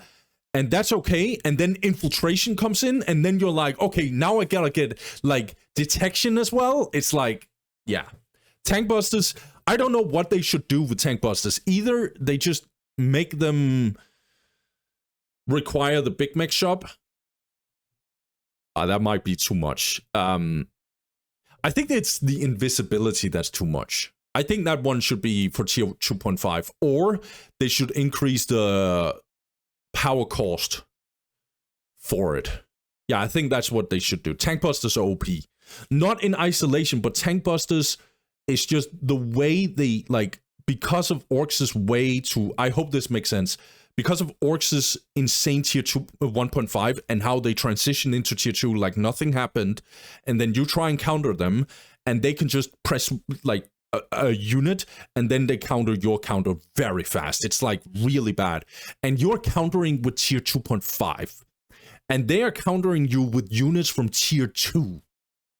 Like, you see my problem? So they, and they're already transitioning well into tier 2, where you have to, like, do everything you can to survive and hold on to dear life into... Yeah. Tank busters are problematic. I think it's the invisibility, though, that makes them problematic. Okay, so far, they cooking with orcs. I think that was almost perfect, actually. Okay, Sisters of Battle. I know this video is going to be long, guys. I've said this 3 times now. I don't give a fuck. Okay, we don't get these patches normally, so I just want to break these mother effers down. Okay, Sisters of Battle have historically underperformed. With the change to refunds and armory deletion, we are giving Sisters of Battle several early game buffs to compensate and bring them closer in line to the other factions in terms of early game performance, okay? The most important of these buffs is to increase the accessibility of Faith, okay? In the early game to allow for earlier and more frequent use of faith-based abilities. The emulator is getting multiple changes to make it more accessible and better at its anti-vehicle role, while toning down the strong twin heavy flamer. Okay, this is really good. We're also splitting the health and damage upgrades into 2 upgrades. Wow. Each allow for better scaling in the mid to late game. Okay, great. We're making Purgatus Minefield more useful as an area denial tool and increasing the charge count. In return, we nerf the damage and barrage. This is amazing. Their minefield sucks, so this is good. We also tuned the cost of some upgrades and effectiveness of Confessor Faith abilities. That's good, because if they're buffing Faith, they need to tone down the Confessor. Moving 10 power cost from the armory to war gear power weapons allow for few more reinforcements for Seraphims while opening without a generator. This makes them more viable after losing the resources from armory deletion. I like this. This is really good. 10 power, maybe? We'll see. Okay. Ecclesiarchal... Oh, I hate the names of sisters. Ecclesiarchal Chapel. Not chapel. I say chapel. I think it's chapel, right? I hope you guys don't, like, my English is sometimes a little problematic here and there, so Chapel Barracks and not Chapel Barracks. I'm gonna try my best, guys. It's like the Helltal and Hellion. I'm gonna try and be better, guys. Okay, new provides plus 20 faith max. Note that this allows maximum faith to go above 100. Okay. Wait, this is the HQ, right? Okay, so the HQ gives 20 faith max. Okay. 1 HQ. Okay. So it allows for more than 100. It is a known issue that the UI may not display faith above 100 correctly. Okay. I hope they fix that, though. It allows for more if you get extra HQ, I guess. Okay. Damn, this is actually a massive buff. Jeez, dude. Okay, a holy icon, though. Maximum icons built decreased from 5 to 4. That's good. So this is just compensation. And then first icon cost from 25 to 40 to 10. Okay.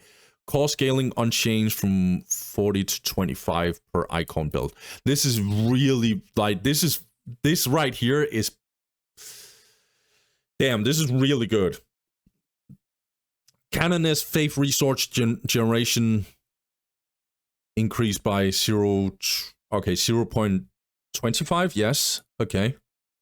Full pistol damage increased by 15, that's a pretty good buff. Yeah, Canoness is a little bit underwhelming, but this is good buffs. This is deserved buffs, I think. Battle Sister Squad, okay.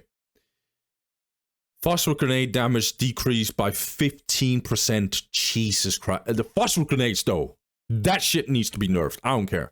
Phosphor grenade damage over time decreased from 9 to 8. Is this actually a buff? Because it's gonna tick more damage in like a shorter, like it's gonna tick, like it's gonna hit the damage faster, I think. Damage over time decreased from 9 to 8. Yeah, I think that's what's happening here. And then the Fossil Grenade damage is decreased by 15. This is amazing. Fossil Grenade is BS.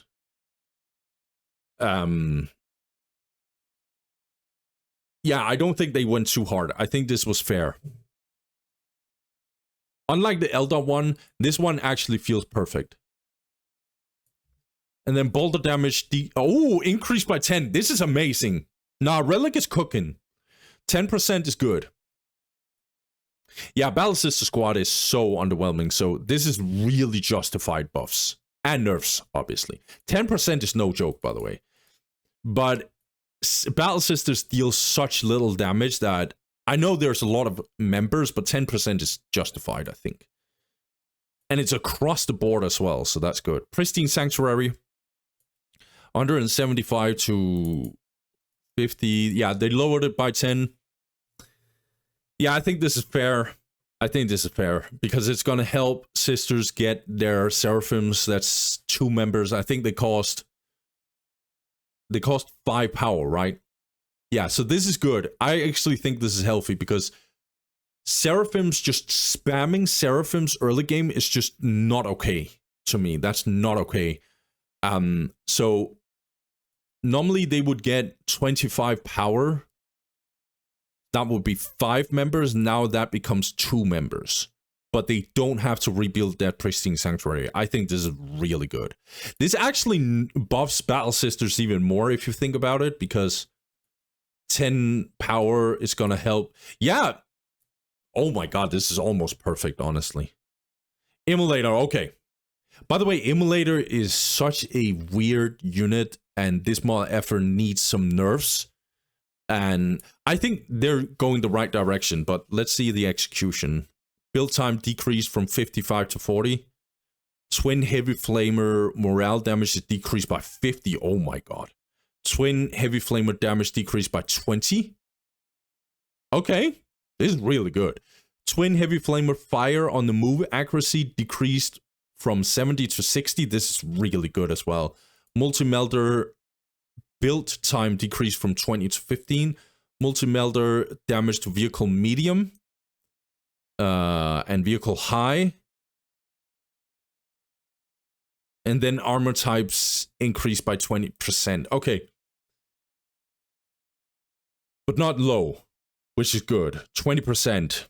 That's a pretty good increase. I think they cooked with this Immolator. I think the Immolator, the problem with it is just it's very niche unit, but when it gets used, it's really OP in the right situations because of the Flamer, but then the Multi-Melter is kind of just bad.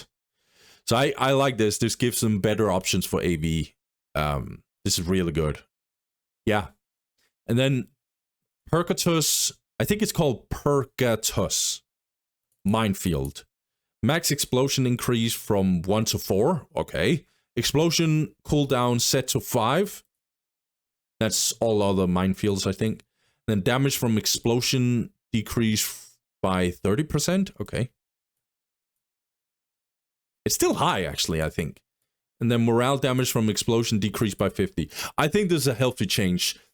I think this might actually buff sisters very well in matchups like Dark Eldar and stuff. So this is really good, I think. It'll also help against Storm Boys and stuff. This is good, I think. And then Walkia Chaplet Ecclesiacal. Hold on.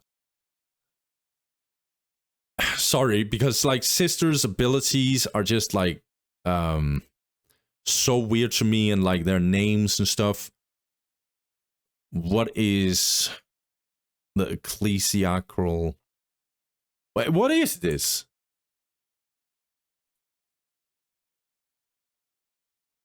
War gear. Chaplet Ecclesiar Arcticus.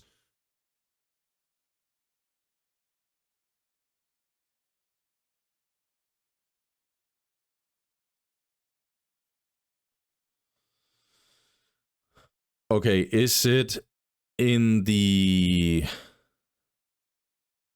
Holy Reliquary? Okay.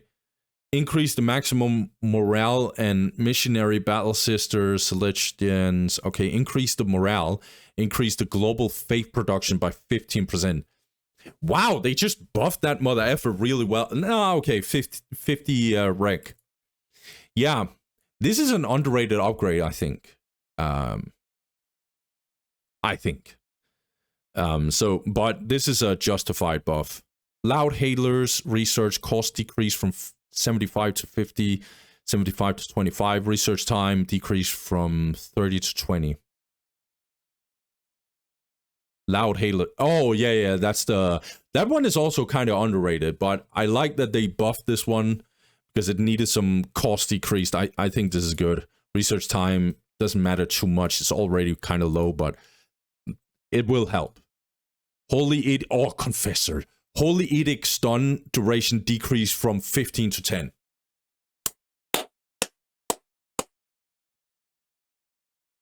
Thank you, Relic. 15 stun. You are crazy for that.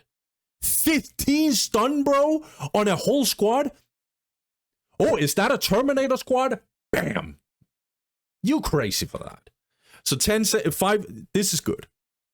Emperor's Wrath damage decreased by 20. But holy, they went in. This ability is BS anyway, and it's way easier to now get it off, I think. So I think this is very good. And then Wargear this is gonna be hard. Wargear, Blessed Armor Wargear, Cyoculum,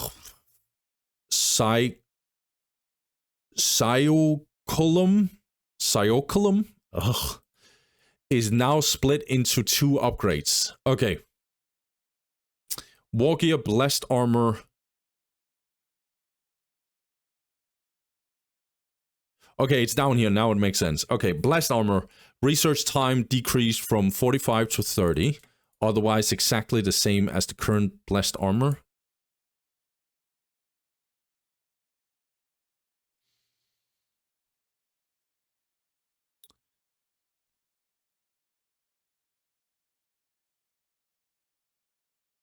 Hold on, I gotta get into the numbers here, so Pristine Sanctuary, please help me here.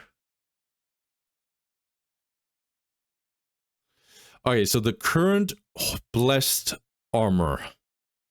25% health bonus to Battle Sisters, Seraphim, Celestians, and Sisters, Repentia.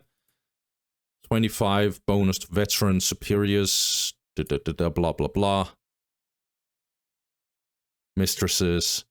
Doubles the hit points of missionaries, okay.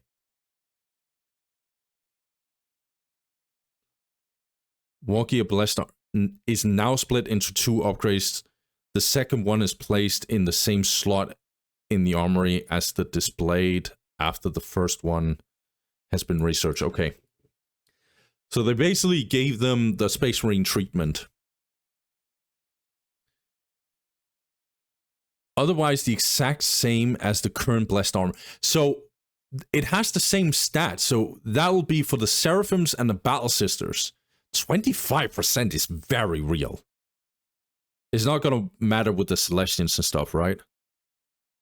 This is for tier 1.5, right?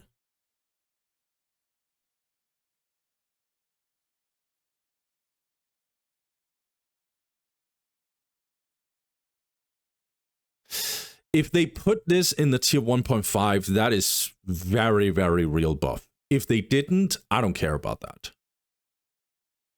Doubles the hit point of the missionary, yeah. If they did, this is a very real buff. Ecclesiarchal Citadel. I need to, like, I'm sorry, but sisters' names and stuff is just really weird to me, so I just gotta check here.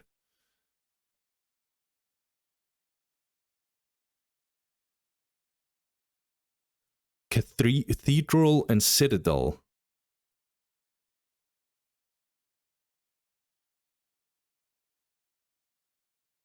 Oh, yeah. Okay.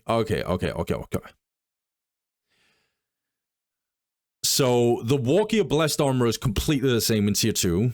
But then Wargear Sacrosanct Armor. That's a new one. Same cost, it seems.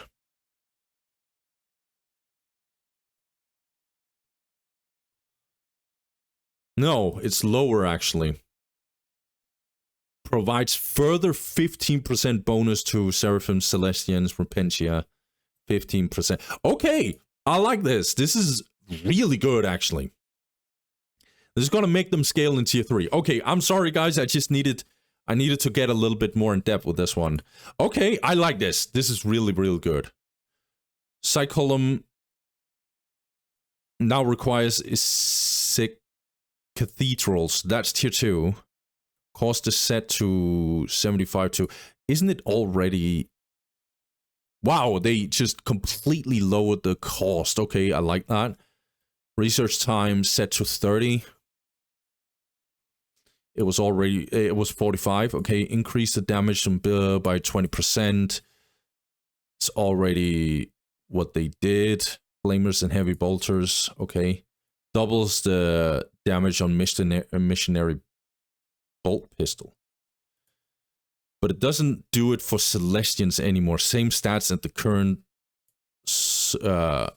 Cycolum, except for the following cost change. Okay.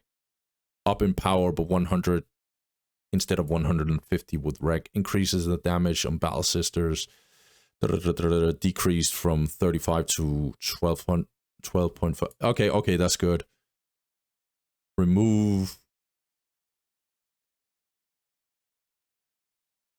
damage upgrade for missionary bolt pistol. Okay.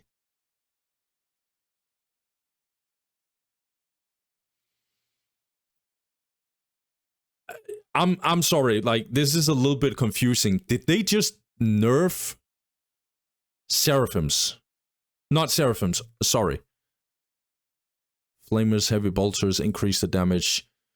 So they did not help the Seraphims. They did not help the Seraphims. Okay. Battle Sisters, bolters.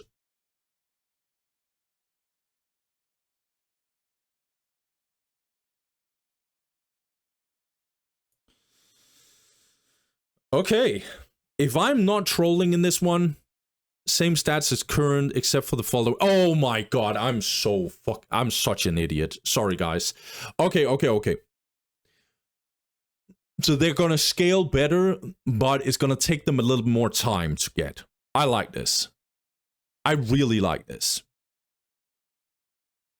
So they increase the optics, just overall they have more damage.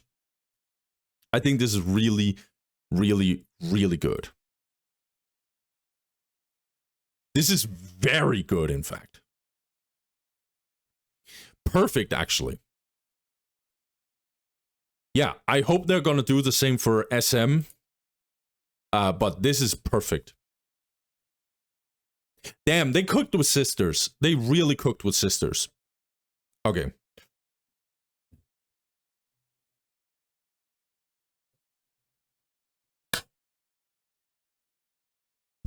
Okay. Space Marine received relatively minor changes despite being one of the weaker factions in the multiplayer. However, several changes to other factions have improved the performance of Space Marines. Okay, that's true. I'm already a little worried. Space Marine, Assault Marines are getting damage buffs against infantry. Hi!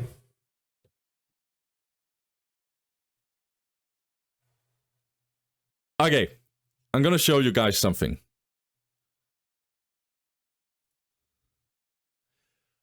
So, I was about to, when I was done here, I was going to make some suggestions.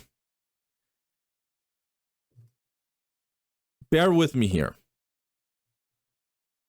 Space Marines has randomly low damage to infantry high. So, I looked at every single normal barrack unit, except for Dark Eldar, who gets early jet bikes. Where I try to calculate, is the unit's damage to infantry high lower or higher than their damage against infantry, heavy infantry medium? Seraphims, no difference. Battle Sisters, 11% higher. Jet Bikes, no difference. Warrior Squad, 22% higher. Hellions, 22% increase higher. This number here, just putting it out there, if you think Eldar needs some help, you can lower this. And then Fire Warriors is 5% higher. Crews, no difference. Necron Warrior is 11% higher. Chaos Marines is 2% lower. Chaos Raptors is 2% higher. Guardsmen, there's no difference. Shooter Boys, 7% higher, and then 3% higher for big shooters. Dark Reapers is 9% higher. Rangers are 12.5% higher. And then Tactical Space Marines is 14% lower. For no reason. Now, you might think this is not a problem. Hold on. Assault Marines is 8% lower. Why? Why? Why is SM just randomly dealing lower? And now you might be like, it doesn't really matter. Absolutely. Units with this armor type of infantry high. Slugger Boys and Shooter Boys from Orks. Dark Reapers from Eldar, Rangers, and Howling Banshees. That's Eldar and Orks. Warriors for Dark Eldar, Hellions for Dark Eldar, Crooks from Tau, and then randomly Death Cult Assassin from Sisters. Guys, what do all these three races have in common, huh? They are terrible matchups against Space Marines. Relic is fucking cooking. This is amazing. I hope they went in. No, I'm not. I hope they went in with it. But this is really good. So, Space Marines, Assault Marines are getting damage buffs against infantry high, notably affecting Eldar, Orks, and Dark Eldar. 3 factions Space Marine used to struggle against. Used to. That's a little bit of an iffy statement. Assault Marines received additional buffs to make them more viable in the early game. Okay. Landspeeder Tempest received several changes to make its different heavy weapon upgrades more specialized and crack missile launchers less anti-everything alternative. Anti-everything is a little bit of a harsh statement, but it's really good against commander armor, so I'm a little worried with the Tempest changes. I ain't gonna hold you. And then Listening Post, heavy bolter turrets, and missile turrets had very low damage against some armor types compared to their counterparts in other factions. In some cases, this is due to legacy bugs. We've fixed these Okay. Listening Post. Stormbolter damage to vehicle low. Reaver jet bikes notably. Increased from 9 to 19. Oh, damn, they went all in. Same as Chaos Listening Post. Damn, that's such an insane buff. Holy, but don't get it twisted. This is very justified. 9 damage, you crazy for that. 9 damage? Ain't no way. Space Marine Squad. Damage against infantry high, mostly early game units from Orks, yeah, blah, blah, blah, blah. Increased by 10%. Relic, you cooking. I think you could have gone harder on this, but you cooking. This is amazing. This is a massive buff. I hope. This is a ginormous buff. Ginormous buff, I think. But very justified one. Ain't no way. Like, this is such no-brainer. I don't know why Space Marines deal such little damage to exactly... No wonder that Space Marines suck against these 3 races. This is amazing. Frag grenades, decrease... Okay, they just went in here as well. 15%. I guess I take it. Yeah. I get the nerf because the frag grenades from Space Marines is pretty good. I just don't, Squad cores decreased. Assault Marines by 10. Okay. Chainsaw damage to infantry high, mostly early game units from Orks, Eldar, Dark Eldar like Sluggers, Dark Reapers, Warriors. Increased by 15. Again, I think they could have gone harder because if you think about it, Assault Marines, they are only used truly against Eldar and kinda against Orks. You don't send them against Crooks. You don't send them against Hellions. you don't send them. Normally, you don't want Assault Marines in general against Dark Eldar, but like, I guess you can cheese them a little bit. But against Warriors, yeah, okay, I see it. But like, you could have gone harder with this, I think. Because Eldar is so broken, and Assault Marines are a must against Eldar, even on small maps. So I think you would have gone harder, but the direction is perfect. Chainsaw damage to building low, okay. Increased by 10%. This is amazing, actually. And I'm glad they didn't go harder, because that will be very problematic for very, very specific matchups. They could go harder with this, but if they do that, they absolutely must nerf the Melter Bomb. Because the Melter Bomb against specifically building low is a little too high. But I think this is really good. It's just tier 2. It's going to be a little obnoxious with Assault Marines, so. And then Bolt Pistol damage against infantry low. All builders except for Tech Priest Engineer decreased by 35%. Okay, they did this to avoid Assault Marines just going crazy, I think. Bolt Pistol, 35%. To be fair, that Bolt Pistol is garbage anyway, so 35% of garbage is not that impactful, I think. But I think it's justified when you're buffing them like crazy like this. Health received from War Gear Bionics level 2 increased from 19 to 30. Oh, damn. 630. Damn, that's a buff, dude. Okay. Man, I love this. I think this is very good so far. Machine Cold Vehicle Cap given from building. Why? Relic, why was this a thing? Like, why is Chaos getting 3, but Space Marines just get 2? This is actually really bad, because sometimes Space Marines is so much under pressure, and I think I said this already in this patch note, right? In these patch notes, that for some reason, Space Marines, like, if they're under pressure by Orks, for example, you want Hellfire Dreadnought ASAP, but you cannot get it. You have to pay 125 requisition to get it. And you don't have that money because you're under pressure. So this is very welcome. Against Eldar, you want land speeders. And 1 extra land speeder is very good. Against IG, this could actually be very helpful. Against Orks, this is very helpful. Against Eldar, this is very helpful. Against Dark Eldar situationally, this is very good as well. Rhino no longer requires armory. Okay, this might actually be a real buff. I don't know, though, because armory is kind of like a must for Space Marines. If you don't have armory, it's going to be a little iffy. Landspeeder Tempest. Okay, this one might be big. 1,200 to 1,500. Damn. Cost increase from 125. They increased it by 25. 300 HP is real. That's a very real buff, so I understand this increase. Crack Launcher Armory Requirement removed. Okay. Frag Missile Launcher Armory Required removed. Damn. Crack Missile Launcher Area of Effect reduced from 4 to 2.5. That seems like a little bit of a harsh nerf. This is going to be... I think this might actually be a huge nerf in air fights. Nah, I like this, actually. Crack Missile Launcher... Because, like, let's be real. Crack Missile is a little bit, like... For very specific situations and purposes, this is way too overpowered. So, yeah. Crack Missile Launcher cost from 60 to 30. Okay, so they lowered that. And then Frag Missile... By the way, Frag Missile, nobody's gonna go that.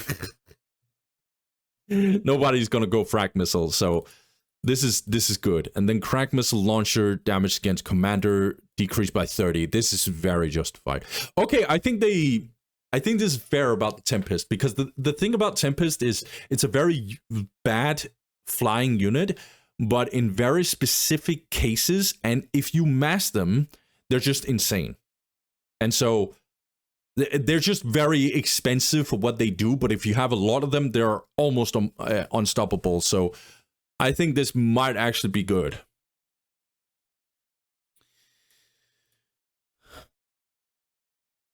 Whereas the overall cost is upped by 15. Yeah, I think this is very justified buffs and nerfs. I think this is good. And then Dreadnought, normal Dreadnought is lowered by 15 reg. This is not going to make this unit more viable in tier 2. It's just going to help it in tier 3. But even then, it's not going to do much. Dreadnought is OP as hell in very specific cases in tier 3 where you just get it in there and where's the HQ, bro? Like, that's when Dreadnoughts are really stupid. You never see it in tier... Not, I say never, but you rarely see it in tier 2. Because, like, it's too expensive, it's too, like, slow and stuff. But you could do some stuff with the Dreadnought, I ain't gonna hold you. It's just not... Like, you would rather get other stuff in tier 2. I guess when you're playing against IG and they have bunker up, and you're like, and you want to go through that, you can use the Dreadnought in tier 2 as like a battering ram. The problem is with IG, they just curse on the Machine Spirit, and it's like, so Dreadnought in tier 2, we're probably not gonna see that, but I'm not gonna go away from that. Apothecary help increase from 500 to 600. I'm gonna keep it a bug. Like, Apothecary is fucking useless. Unless we are in tier 3 where Apothecary can be low-key good, but Apothecary is useless. Because Chaplain is just so powerful and you will not have place for it in tier 2 unless you go very heavy infantry. Because if you go Sacred Artifact, you want the Librarian, the Chaplain, and Force Commander. And that's already 3 infantry units. That's 3 spots. So that means you would have to get Grey Knights, which is heavy investment. I think that only is good against like very specific matchups and builds. And maybe it's consistently good against Necrons. And there you can put in an Apothecary. But don't get me wrong, 100 HP, I'll take that all day long. Apothecary has infantry heavy high, actually. So it's good armor type to give 100 HP. It's not going to be enough, but... And I don't want Apothecary to be OP, because if that boy gets OP, then Space Marines will just absolutely eat everyone alive. But you have to buff this mother effort to really, truly make him viable. Sacred Artifact. Cost decrease from, okay, 25. It's not that impactful, but it is good. Like, I think Sacrificial Circle is one, so they're probably just trying to match Chaos in that regard. Hellfire Dreadnought. Knockback, force decrease by 20. Hellfire Dreadnought, okay, here's my point about Hellfire Dreadnought. This, by the way, this is very justified. They could go even harder. My problem with Hellfire Dreadnought is it deals very little damage. I know that sounds weird, but it actually does. If you look at the DPS for Hellfire Dreadnought, it's kind of meh. It's really meh, actually, which is problematic because the matchups you wanted, you really wanted to destroy unit mass. But you're only disrupting them, which is very viable, don't get me wrong. It's just, you just nerfed the thing that makes Hellfire Dreadnought very good. And I think it's justified. I would just compensate it a little bit with some DPS, for sure. Especially IG, you need Hellfire Dreadnought. And IG just doesn't die because they're so tanky. Okay, Missile Turret. This is the big one. Missile Turret had a faulty table of penetration values which lacked entries for all building armor types. These have been fixed by copying the penetration table of Imperial Guard Missile Turret, which is identical to Space Marine Missile Turret. This is amazing. And Heavy Bolter Turret, this turret lacked penetration values against all building types. This is so good. We might actually see some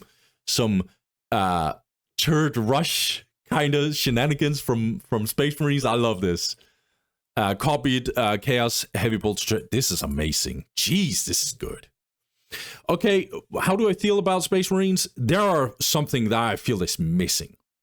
Why are we not having optics buffs? I don't get that. Why are we not? The optics from Space Marines does nothing. You might be saying, 24% of bolted. That's not, like, you have Dark Reapers that get 15%. 15%. Or not 15, 50%. As in 50%. And range increase. I'm not looking for range increase for Space Marines, but I'm looking for damage buffs. And this is not good enough. Hellfire Dreadnought should be buffed in terms of DPS, not knockback. In fact, they could nerf the knockback even more. I think. The Assault Marines, they be cooking. The Space Marines, they be cooking. Some people might be talking about Scouts. You cannot do anything about Scouts because they'll either be OP or just garbage depending on what you do with them. You cannot do anything unless you are reworking the unit. Machine Cult, this is very welcome addition. Rhino, this is very situational, but the situations is very crucial. Landspeeder Tempest, I think I like this a lot. Dreadnought, Apothecary, good. Hellfire Dreadnought. We need some more buffs for Space Marines. This is not enough. Same with Sisters, by the way. Even though I think they cooking, this is not enough for Sisters, and this is not enough for Space Marines. But I think they're afraid of Space Marines. They shouldn't, but they are afraid of Space Marines. The problem with Space Marines is if they get to late game, Space Marines will absolutely Hiroshima Nagasaki your opponent. Literally. With orbital bombardment and like Terminators and stuff. Really OP race if they get to tier 2.5 without... Like, if they get economy, if they match the opponent's economy, which is very rare, but if they do, and they hit tier 2.5 the same time as the opponent, 90% of the time, I don't care who you are, Eldar or Orks, you lose. 90% of the time. Problem is, in practice, that never happens. Never. I say never, but you made a mistake. I don't care who you are. You made a mistake if that happened. Maybe Necrons will maybe get into that place, but Necrons is also having problems against Space Marines. I will say, though, yeah, we'll get into some analysis after this. I know this is very long, but I don't give a fuck. Earthcast Builder, cost decrease 65 to 60. That's good. Fire Warriors no longer prioritizes targeting squad leaders. Holy shit. Guys, I'm gonna tell you right now, this is a massive nerf. Let me see what they said. So, for the Tau, we wanted to reduce the effectiveness of mass fire warriors in the early tier 2, slightly nerfed the... This is good. The early game harassment from Vespids, okay, that has me a little worried, but they say slightly nerfed, so that's good. Vespids received a slight nerf to their jump. Okay, while they still have the ability to store up 3 jump. Okay, that's good. Fire Warriors lose the ability to choose 2 of the same squad leaders. Okay. In return, we fixed the shield drone and buffed its survivability. Okay. We reduced the cost of Crew Shaping Center and Crew Shapers. Increased the ladder's squad bonus health. And increase the scaling of Crew Carnivores into tier 2. Okay. Damn. Earthcast Builder decreased by 5 requisition. Okay. I guess that's okay. The builder's kind of doo-doo. Like, the builder's kind of basura. So, I think this is okay. In fact, we could even lower it a little bit more. No longer prioritizes targeting squad leaders, attached units in a squad. This is massive nerf to Fire Warriors. You might think, oh, this is a ginormous buff. Especially IG. I ain't gonna hold you. IG's... Okay. Shazua and Shield Drone are now limited to 1 each of the squad of Fire Warriors. This is really good. Also, huge nerf, honestly, to Fire Warriors, honestly. Pulse rifle damage to infantry low. All builders except for the Tech Priest Engineer increased by 95 to 14.5%. Or, why did they do this? Oh my god, this is actually, damn! This is so good. This is very smart, actually. Pulse rifle damage. Infantry low. This is against Necrons, guys. This is perfect. So this means that if you want to go Fire Warrior opening against Necrons, you can actually stop a decap. This is really...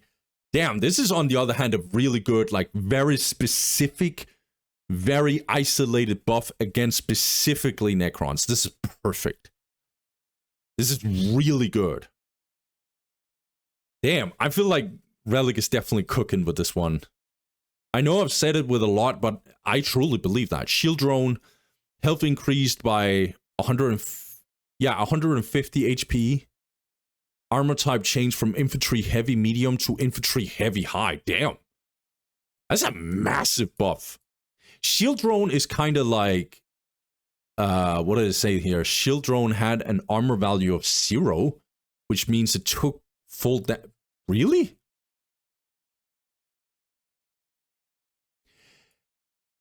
This has been changed to 100 in line with all units. Damn. Holy, the Shield Drone got buffs, bro. Shield Drone is actually like, it's low-key useless because it dies so fast. But the Shield Drone, guys, has this range, like, it has a shield that blocks 50% of range damage, I think. This is a lot. Like, that's like getting in heavy cover without being in heavy cover. And it's going to be even worse when you are in actual heavy cover. So this is... yeah. I feel like this buff here is really good against... it's just going to make Fire Warriors better in actual, like, dueling, but they're worse at, like, sniping very specific units. I think this is a very smart way. I still think Advanced Pulse Rifle is actually getting nerfs, I think. I still think they need more nerfs, though. The Advanced Pulse Rifle is stupid, but we'll see. Vespid Stingwind Strain. Recharge jump. Okay, so this is the jumping one. Cost recharge. A jump increased from 30 to 40. Okay, maximum jump charge increased from 90 to 120. Starting jump charge is still 50%. Okay. So they start with 1.5 jump.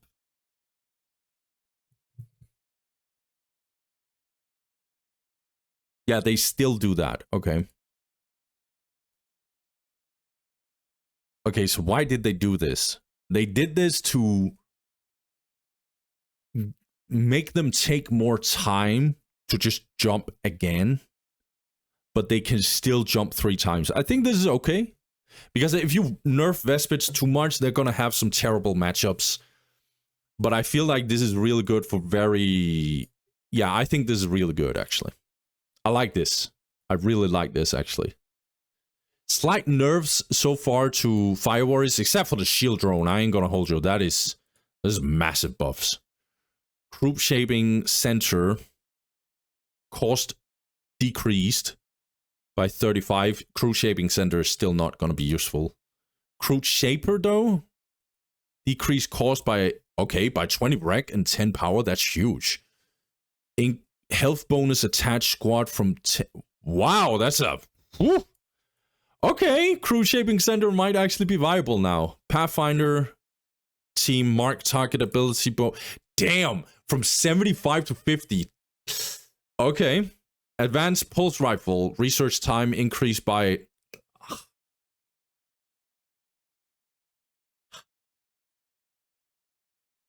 I think they need to lower the damage. Just a bit. I'm not saying much, just a bit. The damage and the range compared with each other, and then this is too much. They are nerfing a lot of indirect stuff, but I feel like they need to go down. This is like, they should go in like with Orks, where there's just like no BS and stuff. I feel like they're trying to dodge a little bit and going too hard on, because I feel like, I understand you can't nerf this too much, because then Tau will be low-key useless, because it's the core identity of Tau. But I feel like they should have gone harder. Like 10 seconds for a thing that's already 25 seconds. It's a massive buff, dude.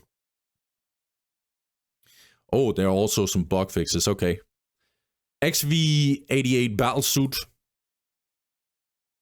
That's the... yeah, that's the missile launch, like, with cannons on the back. Yeah, okay. Cost decreased from 240 to... okay. Yeah, I like this. This is kind of a meh Dreadnought with like random AV and building damage. But it's a little wacky unit. You use this if you're under a lot of pressure. So I think this is good. Missile launcher knockback decreased by 20% though. Okay. Tau Commander, missile pod knockback force 20 to 40. This is very justified. This was so toxic.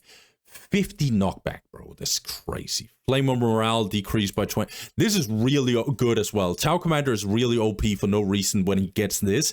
It's just Tau Commander has other problems with him, and he's very key to damn, this video is going to be so long. I'm closing in on nighttime, guys, here, so. Barracuda missile pod knockback decreased by 20%. Damn. This is very, very justified for the Barracuda. Okay. I think Tau got very specific nerfs and very specific buffs. In the big picture, they're kind of unchanged, but don't get it twisted. There are definitely things in here that...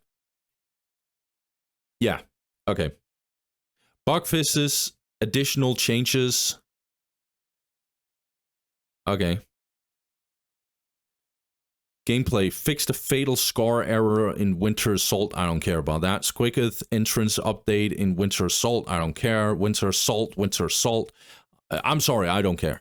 Updated the Sisters of Battle Honor Guard emulator to use the vehicle cap. Oh, yeah. Okay, yeah. Save files from this patch that already have an emulator in the Honor Guard. Yeah. That's cool. Necron Tomb Spider Particle Projector no longer fires when under the effect of the Necron. Dude, this was so stupid. Why was this a thing? That is magic, bro. And then Necron's Obelisk Ghost Flare firing FX now correctly matches its fire rate. This is good. Translation across several languages updated to fix war gear descriptions. By the way, I love this because, in my opinion, translation to several languages should be perfect. Not everyone speaks English, guys, and I love that Dawn of War is getting more accessible to more countries, and I think we should get that. So don't get it, like, when I said the definitive edition, one thing that I was very curious about, how would they handle the language barriers for a lot of communities? This is real good, so I love that. Modding updated the init launch argument to no longer crash immediately on a match start node. Use the whatever. Oh, okay, I'm gonna take a little bit of a break. It's about to hit nighttime for me, guys, and you know what that means. We don't get these patches often, right? So I gotta do some analysis here. I gotta look at these changes in the bigger picture. I'm gonna try and like look at the tier list and see what happened. Okay, stay tuned. Gotta take a break, but I'll be right back. Alright, guys, I went through the whole thing, and so what do I think about this patch? It's very hard to say because that was a lot of changes. They nerfed way more than they buffed. As like a guy who want to play the game, as a guy who want to play the game a lot, and get in there, I want some excitement, and that's what buffs give. But I think as a balance, stability kind of perspective, I think nerfs are way better than buffs.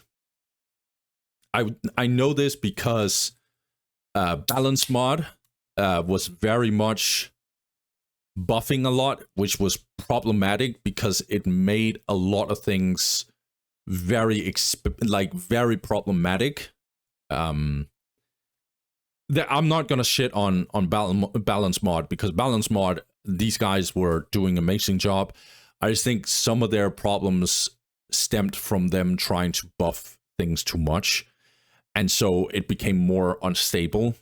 And so if you buff too much, it's going to be problematic. I understand, like, for a player feeling perspective, it's a little annoying with nerfs, and I agree with this, but I think as a competitive player and from a competitive standpoint, this is really, really good.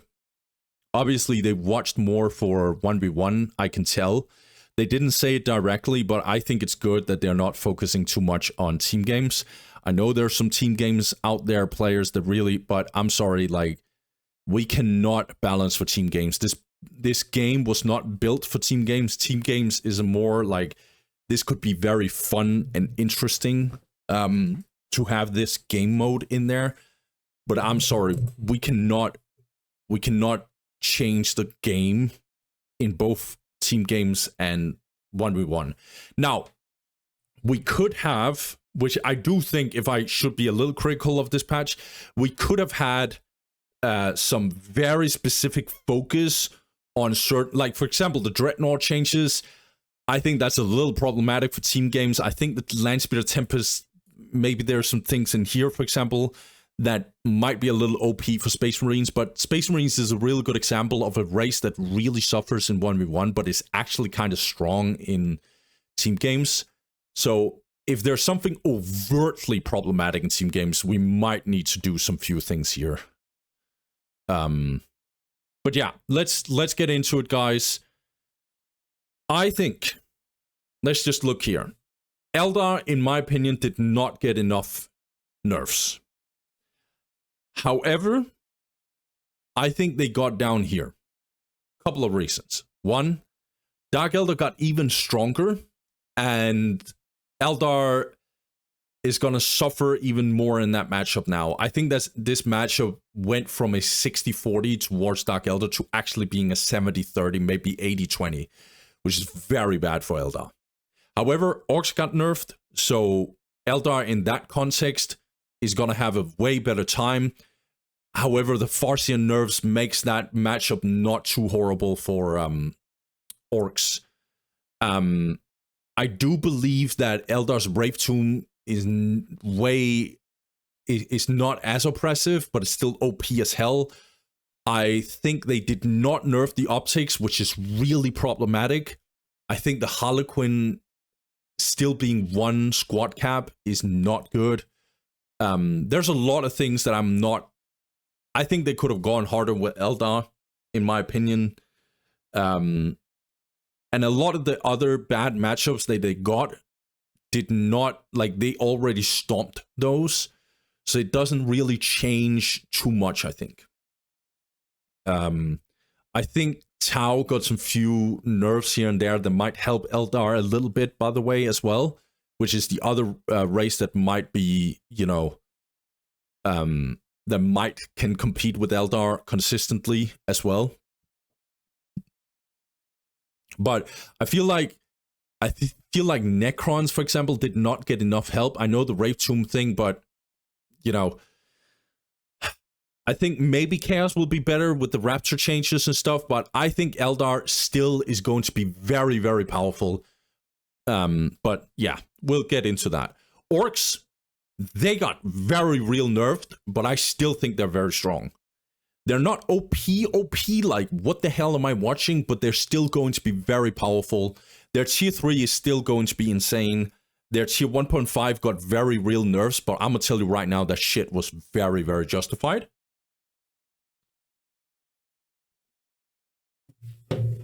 So, Orks is down in a strong tier now, I believe. I could be overrating or underrating the nerfs towards Eldar, so I will just put a disclaimer out there. This is not an official tier list. This is just my thought. Dark Eldar, I'm gonna keep it a buck. I looked through this. They overbuffed Dark Eldar. This is like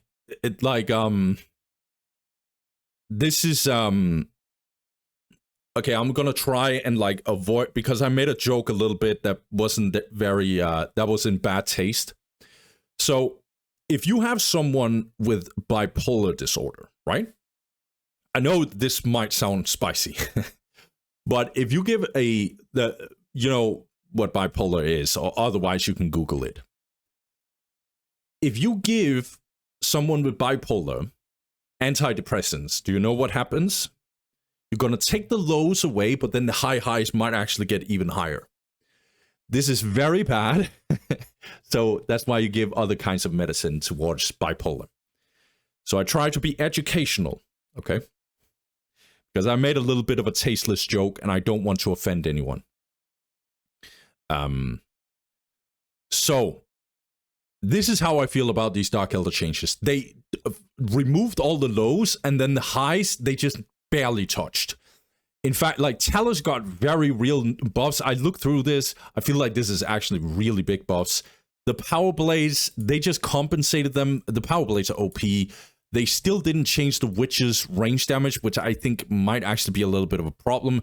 They buffed Scourges, which is okay-ish. But then they actually gave Scourges HP buffs, which might actually be problematic. And I actually think this is overall a buff towards Warriors, which has me worried because Warriors are very powerful in very specific cases. And also, all their matchups, like Chaos, for example, got freaking gutted. And that helps Dark Eldar a lot. Eldar, they're going to stop them even more. I think Orks might actually be slightly favored now to Dark Eldar. Already, that is bad.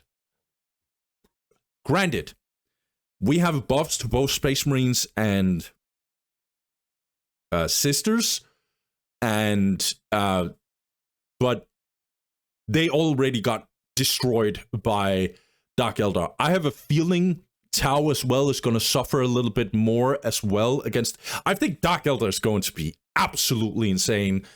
And I put them in Giga OP nerf ASAP because I think they just removed a lot of their weaknesses and didn't really cut the...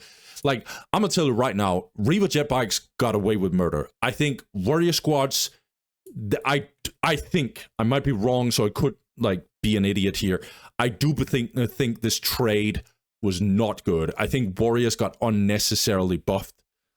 And Scourges got heavy buffs. I have a feeling this Raider change is actually OP as hell. So you see, like, Archon's abilities are still bonkers. Talos might actually be viable, and I'm gonna tell you right now, if Talos is viable, I have a feeling Dark Eldar is just gonna pop off. So that's why I'm putting them up here. And they lost their lows, so this means this race is less volatile. And if you remember the early thing I said, it's not gonna matter what we do to other races. If this one is down here or up here, it's gonna mean that this race will be stable in the top tiers. It's not gonna fall below that because it's too strong and too solid of a race now. I think this is problematic, so yeah. Okay, Chaos. I think Chaos got fucking body bagged. Actually, like, they nerfed Nakecold. The only thing I will say is, like, disclaimer here, I don't know how OP the Raptors and the Chaos Berserkers will be. Raptors might be a little scary. Corn Berserkers might be a little scary, but Nakecold getting gutted like this, very justified, but very heavy nerfs. And their Marines are a little bit meh. And the Defiler's nerfs, very real. And as I said, Dark Eldar might actually be closer to a 50-50 now against Chaos. Yes, I said that. Look at all the nerfs. Defiler got nerfed in AoE. The Raptors usually doesn't get played against Dark Eldar. Neither does the Corn Berserkers. Nakecold got, which is probably the best opening against Dark Eldar, got freaking murdered.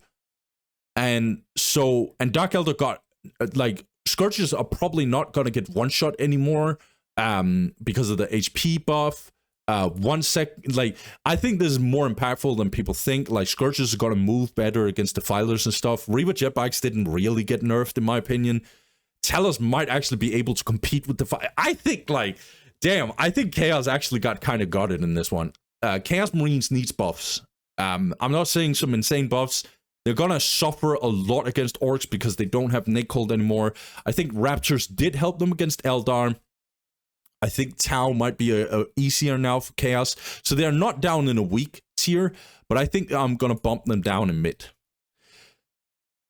These two races right here, Tau and Necrons, I'll just say right now, question mark. Because the buffs to Tau are very real. The buffs to Tau are very real with the Croots, and I don't know if this is going to be a little too much. I don't think so, but if, just putting the disclaimer out there, if the shield drone is going to be OP, and the Kroot is going to be OP, even the broadside battlesuit buff is no joke, then Tau might actually be low-key OP. I think Tau got heavily nerfed, though, in the IG matchup, and we'll get to IG, by the way. Necrons, I think overall, I don't know. I have a feel this is the biggest question mark. And Necrons might actually be OP for no freaking reason. They got worse against Tau, but Orks got nerfed. Wraith Tomb got nerfed. Dark Eldar got buffed, though. I don't know. Like, Chaos didn't... I don't know. I have no idea. I have a feeling Necrons might have...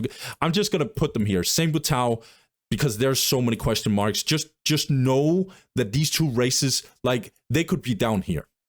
Or they could be up here. Maybe not here, but like, you know. This is just big question marks. I have no idea how to rate these two races. I'll just be real. I've already talked about Chaos. Now, I saw in the Discord chat, people were complaining about IG. And honestly, I understand. Let's get into it.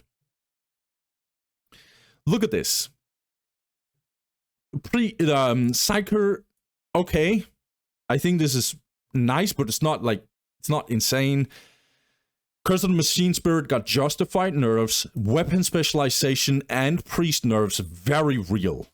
Right? Commissar nerfs, okay. Heavy weapons team got way better, I think. Basilisk nerf is very real. Okay, I get it. Very big nerfs. But let's just go through the list of external buffs. I've looked through this. I'm going to tell you right now, I think IG, regardless of the nerfs, actually got up here. I even think, this is going to be sacrilegious to some of you, they might get up here. I don't know. I'm going to hold back because I don't know how strong the nerves are towards them. But let's just look at this, okay? Chaos Nakehold is going to be so much less worse for IG. Nakehold got gutted. This is huge for IG. In fact, if Nakehold is going to be useless, this means we're going to go for Chaos Predator, or not Chaos Predator, Chaos Marines. Raptors, I'm not saying is bad against IG, it's just a little underwhelming. So that matchup got way better for IG. But we're not done yet. Orks nerf, very, very real. Grenade launchers damage got lowered, but everything in terms of HP for Orks got lowered as well. So IG is good in that matchup now, or at least better. Yes, Dark Eldar got worse, and this is also one of the reasons why I can't put IG up here, because Dark Eldar got better. Tau got nerfed so hard against IG. It's actually crazy. If you think about it, the Mach damage, look at this. Where is it? There. No prioritizing targeting squad leaders and attached.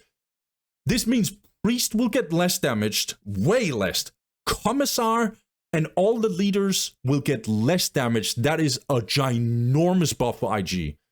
And the mark damage being lowered by 33% or 25 percentage points is massive as well. Even the advanced pulse rifle, like, this is massive, dude. Tau Commander with less knockback against the command squad as well. This is huge, dude. And do I even have to explain, like, the Farseer, like, the Farseer nerf was made to help command squad. They're even saying it here. Where is it?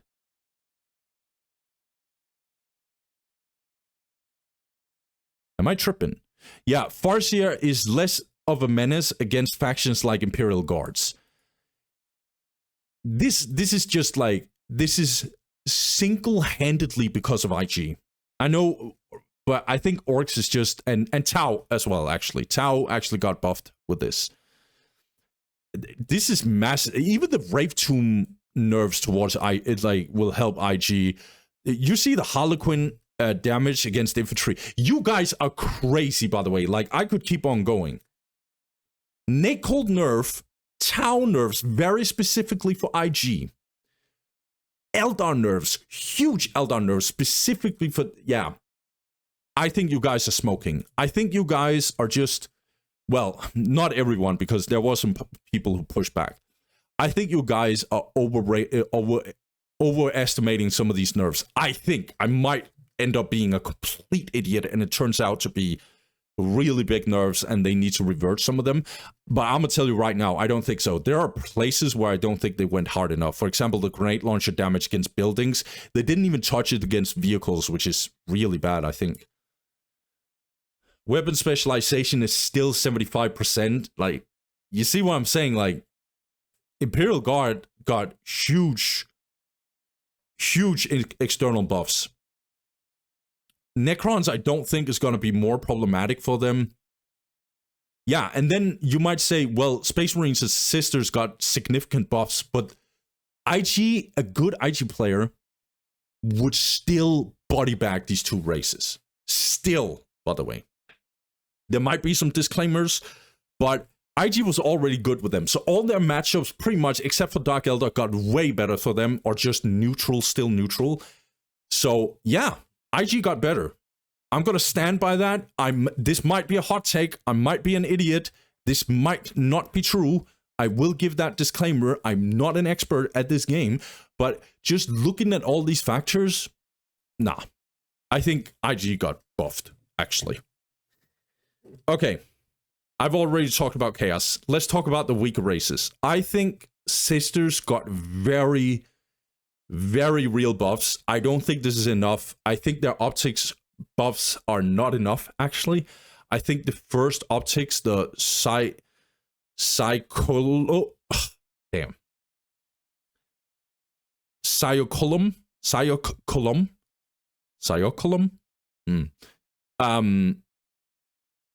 need some more numbers for the Battle Sisters, specifically the Battle Sisters. And there are other things with Sisters that I feel like they're tier 4, tier 3 is still underwhelming.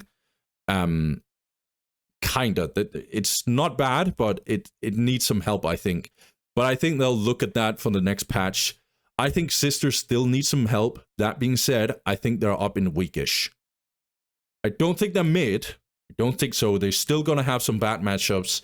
I don't think Dark Eldar and Eldar and Orks are suddenly going to be favorites towards Sisters anytime soon. So, but they got better against IG, just objectively, I think.